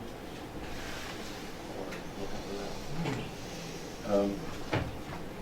that. I've been following, obviously, you know, a lot of us that live on the shoreline, I'm fortunate enough that while part of my property is flooded, my home is safe, and I know many of our residents in our town are struggling with the fact that their homes are not safe. Many residents took advantage of opportunities last time through the state, through grants to help rebuild their homes and move forward. And the governor has made comment, and they gave it some cute acronym, which I can't remember the name of now, but REDI. REDI, that he's going to make $300 million available for people to help rebuild their homes and whatever appropriately needs to be the money to be spent on. But there's a little hook on it this time, in that he's asking the towns to match whatever is applied for, like with 15% of that. Obviously, it's not an item we budgeted for, but I feel that this town council has to do everything we can and maybe cut corners anywhere we need to cut in order to make sure we have that 15% eligible for people that have to apply for that as a matching amount, because I think after this bit of flooding, there's going to be some serious problems. And I think we just need to be ready for that, and we need to be supportive of that as we move forward. There's not enough details for us now to make any type of educated comments other than 15%. And if we ask for $1 million somewhere, that's 150,000. So we just got to figure it out. But there's going to be a lot of people that need help. yeah, I've been going down Hayes Bay Road and Scramble Road and Fire Road 25 lately, and I have been appalled at what I'm seeing. It's much worse than 2 years ago. Scotty? I mean, I'll add a little bit to it for what I know at this point. I was at the press release in Rochester on Monday. It also wants, that's really looking at the bigger picture of it. I mean, the part of it is resilience and economic development initiative.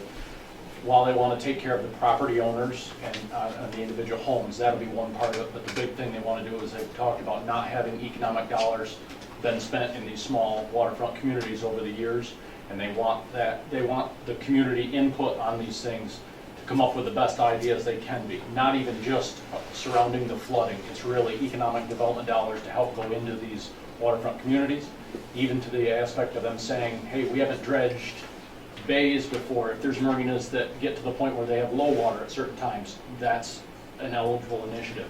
So I guess my point is we should be talking with our county legislators on behalf of our town, and any ideas that we have that can help economic development along the waterfront, we need to be looking at it. This is the opportunity to do it.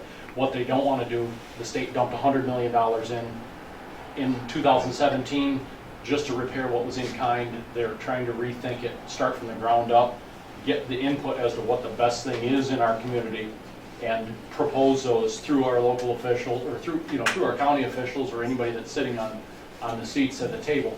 Now, the next meeting for that will be the first week in July, and they'll start listening to what proposals have come forward to the county. So we need to be on top of it, even things to the aspect of the land being developed out here. I don't know what the ideas are.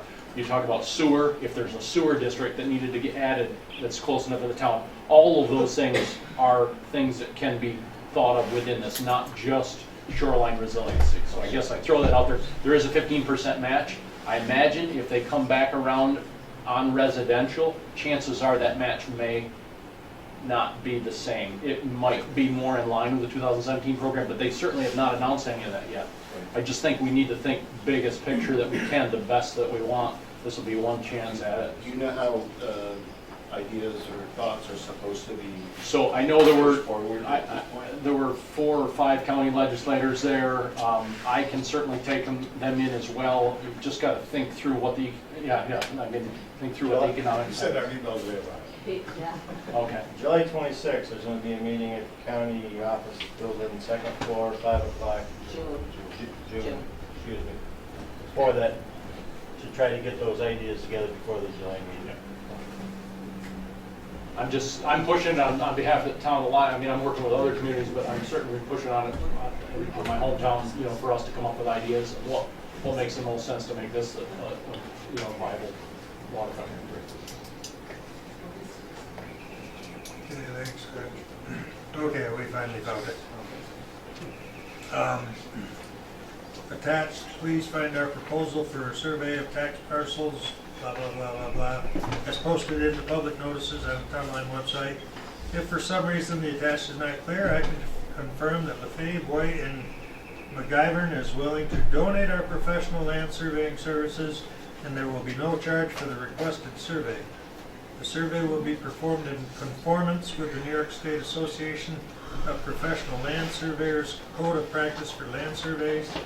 Also attached is our copy of the liability insurance, and their term of payment says a retainer of $0 must be received by LWM prior to the start of the survey. So that's nice of them. I think we'll take them up on that offer. Alan made the motion. Is there a second? I'll second. Julie seconded. All in favor say aye. Aye. Opposed nay.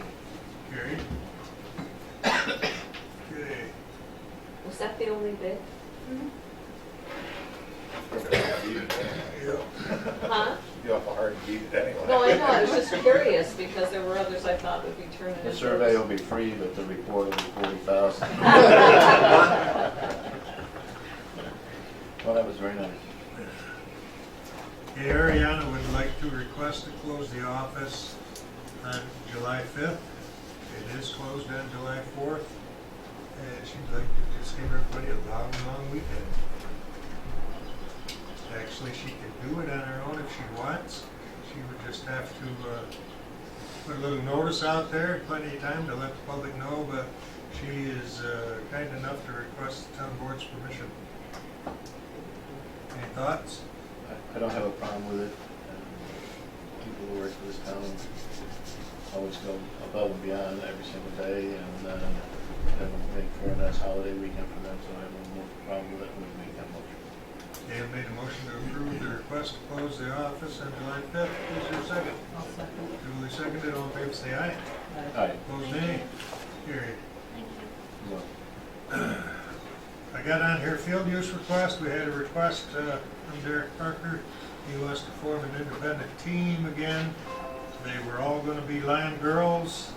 However, I have heard from the softball coordinator from the Lion Youth Commission and the baseball coordinator, and our fields are all being used. So I guess we'll have to deny his request. The field's available. Thought struck me today. That solar thing never, don't look like it's ever gonna come through. Could we use another field? We got lots of room for it. You know, scheduling, they schedule different. Well, I guess not. They said they're even using the lights quite a bit up there at night. I'm just going, I haven't asked them if anybody could reschedule. They just both said that the whole field's being used.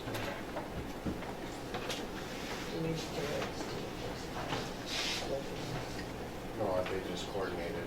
Together. Yeah, together with the other teams. We can ask them if they want to. maybe part of the problem now is everything is scheduling and everything has been set, and then he's trying to do something on top of it now, which makes it more difficult. Yeah. because the schedule is all And that's set. what our softball coordinator said. Said, why are they even thinking about starting a team this late in the season? That should have been done back in April. So I'm not sure what's going on. But according to the two coordinators, baseball and softball, the fields are all being used anyway. I think it might be a travel team. Yeah, it's Oh, so he It's wants a it to travel practice? date. He wants to independently, that's the norm. Yeah, he's had that team for a couple of years, so I'm surprised that they're shocked that. I don't know if they, It's a summer league. I don't know if they play on the weekends, maybe the fields would be available on a. I don't even know if there's any games here. There's most of the games this year. My daughter plays on the team, so I've been going over. Oh, so he must want it for practice.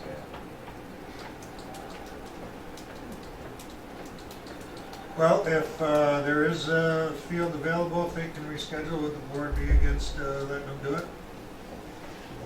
No problem, as long as you're not interfering with other teams that are already scheduled.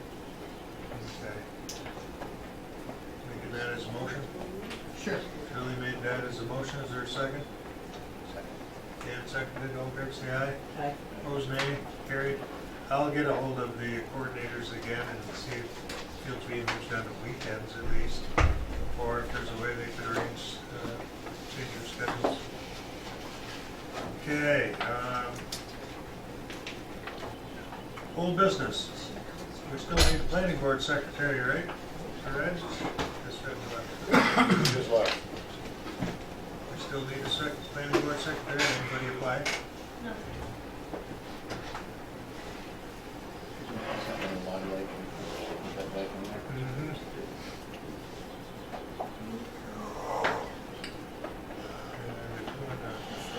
It's still on the website, yeah.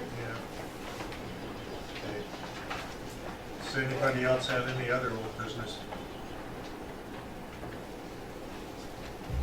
Privilege of the floor? Yes, ma'am. Yes, my name's Jane Collins. I have a handout I want to give to the town board. I won't read it. I don't want to take all your time. But I do want to express my appreciation for your leadership. And I want to say that our highway department's done a great job trying to keep us together here. And I wanted to just reflect for a minute on my family's experience with it dates back to, on one side of the family, 1802. When they settled Point Peninsula, the Shangri-La area. The other side of the family, the Hewitt family, it was 1837. John Hewitt was my grandfather, and he was born in 1902. He's played a huge role in my life and was a great teacher. And in 1982, he showed me the plans of where my property is that I bought from him, Lots Point. He took me to down to the lake, and he said, now, you're going to see a flat rock, and in it is a drilled hole. And it was about the size of my hand, and it was just a drill that had made an indentation in the rock. He said, that's your boundary. I could always find that rock since 1982. It's about 8 feet underwater now. Perspective. I'm trying to put this in perspective. My mother lives on 3 Mile Point, Virginia Collins. His daughter. Her brother, Bill Hewitt, lived on 3 Mile Point. Her sister lives on 3 Mile Point, Judy Mitchell. And her other brother, Harvey Hewitt, lives on 3 Mile Point. They all came back from whatever walk in life they had. My mother said to me, she's alive, she still lives, she said to me, what the town board needs to hear, because I invited her to come today, is that we need more local control and less governmental regulation. That's her wisdom to you, and her family's wisdom. And I believe my uncle would say the same. Okay? More local control and less governmental regulation. And that's the respect to the lake. Jefferson County, I'm told, I haven't done my research, supported this whole plan 2014. I'm here tonight to ask you, as our governing board for the town of Lyme, to follow the lead of what's going on in Ogdensburg. Tell Jefferson County to revoke their support for Plan 2014.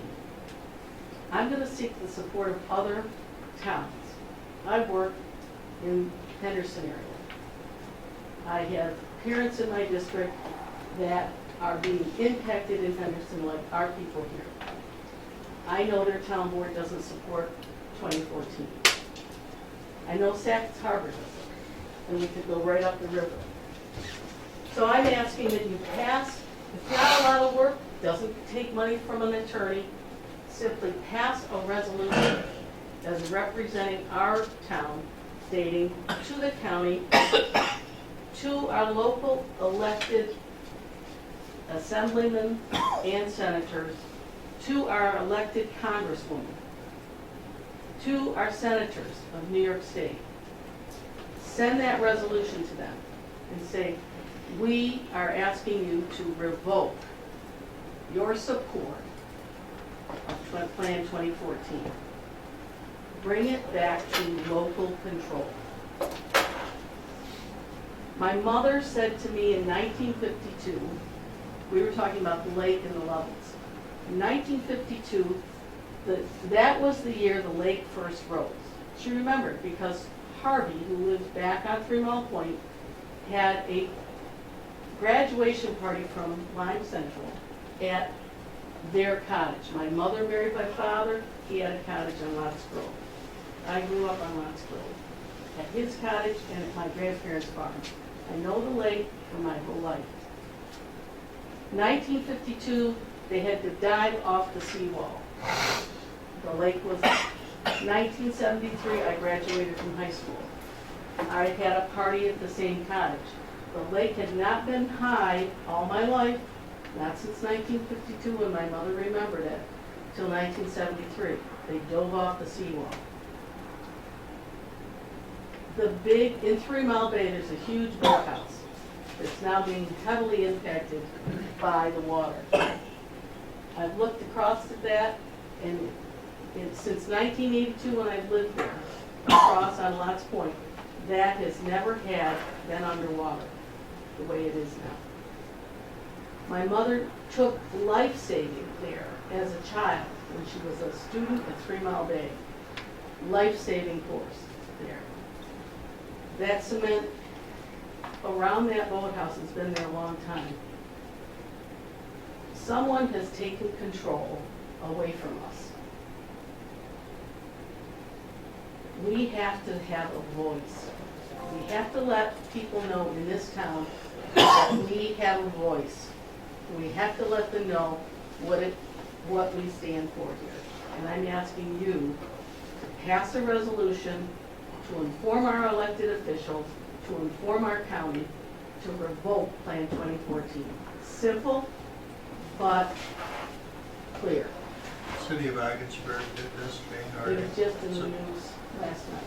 So we could probably go to their website or contact them to get a I copy of that. work with a government, I'm an executive that works with a board that I work for, okay? All you have to do is one line, as the Town of Lyme board. We, the board, ask that you please revoke Plan 2014. We could do that. Simple. Anybody You don't wants need to. an attorney, you don't have to spend Would it out. would you mind if we sent this to our representatives, or have you already? I haven't, but I would be happy to. See, we could send this along with the resolution if we say to do that. And I assure you, the people of the town of Lyme will appreciate your voice When I on read their the, behalf. we got the governor's letter when he was chastising the IJC there, whatever it is. And I was thinking then, we should send a letter of support for the governor on that letter that he I sent. couldn't agree more. That's about the only time I think I've ever agreed with him, but other than that. Well, yes. We in education agree with you. But thank you. Thank Appreciate you. your support Yep. and service. And on behalf of my mother and her family, I'm the 5th generation, she's the 4th, my grandfather was the 3rd. Yeah, you folks have been around here a while. They have. Thank you. Is there any discussion on that, or would anyone like to make one little? I'm just trying to understand, and I would be supportive of it, but I'm trying to go back like 52 to 59 or 60 when they built the dam in Messina. Is this when the control of the level really started to be taken out of, you know, because I used to live and work in Messina, and they talked about when they built the dam and the seaway, and I would think that that was the first factor in this area that started changing the water level, right? The dam being built. Yeah, I read something on that was part of it. I also saw a map that a guy sent out in '67. They had Montreal Expo '67. Right. And I guess they did 2 man-made islands that were built right in some waterway, or that they say now is helping to block things too. So there's a lot of. It's the shipping that's driving this more than anything, and it's maritime. Yeah. They have ships now that have bigger hulls, and they're forcing those conditions onto all of us. And that NOAA movement that I have in my letter is just the beginning of what's coming next. They want to take over the lakes. I have it in my memo to you, where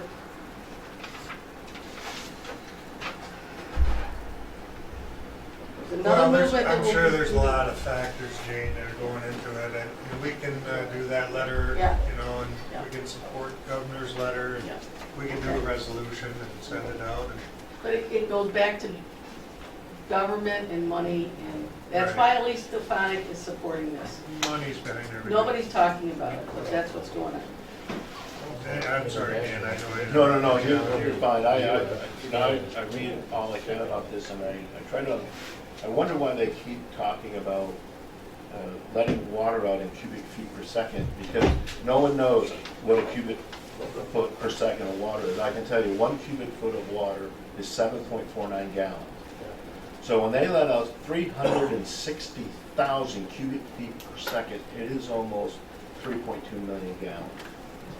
Can you imagine how much water that is per second? That is, you can't even think about that much, and then understand how long they have to let that much out to get the water to go down at my house, which is up about 3 or 4 feet of normal at this time of year. But it's crazy. It's absolutely crazy. in 2017, the water went down low. They let a lot out at the end of that first year because of the impact. And in 2018, they started to let it out earlier, like in January. They did not do that this year. In the fall of 2018, the water was up at least 18 inches higher, and I live at the end of 3 Mile Bay. The end of the Lake Ontario Basin is 3 Mile Bay. It was 18 inches higher in the fall. And then in the wintertime, it was high. And people in Henderson said the same thing. Why didn't they start to let the lake out in January? Why didn't they let it out in February? We could have prevented this again. They could have. They could have. It's not, and talk to, I mean, you guys come from farming backgrounds, you know this. Talk to any farmers. I have a lot of farmers over in my district, so. All of this could be prevented and controlled like it has been for years, and without drowning Montreal. Well, would anyone like to make a motion to pass a resolution directing that Plan 2014 be revoked and mail that to all of our representatives? I'll make that motion, Scott. Alan made the motion. Is there a second? I'll second it. Don seconded. All in favor say aye. Aye. Opposed nay. Carried. Thank you. We will do that. Thank you very much. Pretty easy thing to do. Okay, any other privilege of the floor? Mr. Wade, do we have any online privilege of the You floor? got somebody here raise his hand. Go ahead. Yes, sir, go ahead. Well, I just, a couple weeks ago, I heard a statement, and I need to be educated.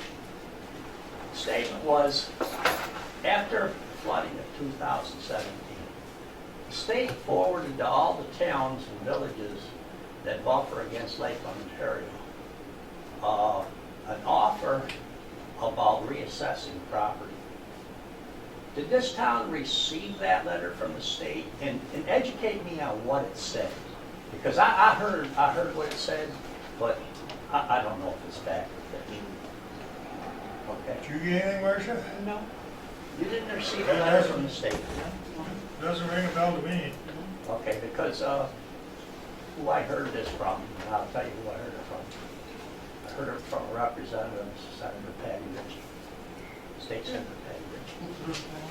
And she stated to me that no town or village that buffered Lake Ontario took the offer up in the state, and I guess the state is offering to absorb some of the costs with reassessing the property. And she says that nobody took up the offer, and so I found that kind of incredulous. So that's why I brought it up, to see if anybody... Well, there's the assessor. She would know. Well, we were told by county and state not to do anything to change any shoreline values at this time. At some point there'll be a flyover, there'll be new maps if it stays high. So that's why we've done nothing. I'll contact the senator's office on that and see what they say. Yeah, that would be a good thing to do. I think her name was Connie, if I remember correctly. With who? I think the lady's name was Connie. Connie? Connie, I don't know. Yeah, I think so. Okay. What was your name again, sir? I don't want my name brought into it. Just for our records. My name's Patrick Hadley.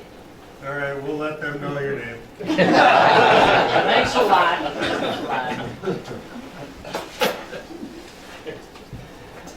Any other privilege of the floor? Anything online, Steve? Any A questions? couple hours ago, they mentioned that it would have been nice if there was microphones, you know, and a speaker system, especially with all the people that were here. Yeah. And then 49 minutes ago, D. Lynn said, "Excellent point, Dan." So there you go. You got an attaboy. I can't remember 49 seconds. 49 That's- minutes ago. Yeah. Wait, you know, Steve, and I thought about that earlier today. It'd be nice, we've got the microphones. I think the PA system or whatever is gone. And then I got sitting here tonight and I looked up there and I said, oh, there's just a speaker wire hanging, no more speaker. Over there. We've talked about that before, you and I guess we might be too late now. We probably want to get 2 people in our next meeting. But, yeah. Some we can consider. I think the microphones are still back here somewhere. Well,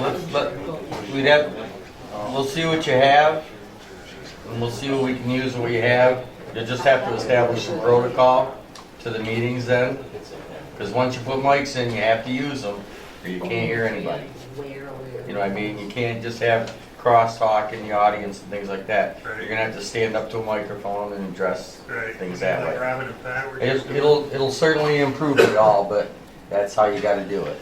Right, okay. I was offering my microphone, but We have I microphones. rescind my offer. We have microphones, they plug right in up here, but the PA or whatever. If you'd like, I can come up and see what you need. Yeah. But You know. when you get a chance, stop in someday.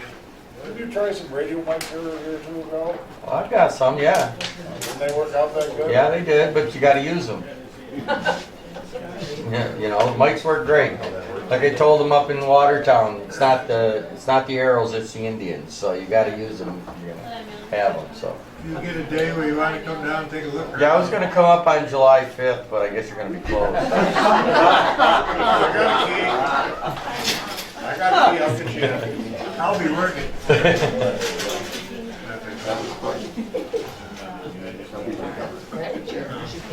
Okay, so that was it for online privilege? That's it. There is no executive session needed for anything? I want to make a comment before I make a motion. It was it's nice to see some people here stay at the end of the meeting. Yes. Last year, we had the information session for the parkland out there. As soon as that meeting got over, everybody left. I mean, there was basically the people here left, that was it. So thank you for staying.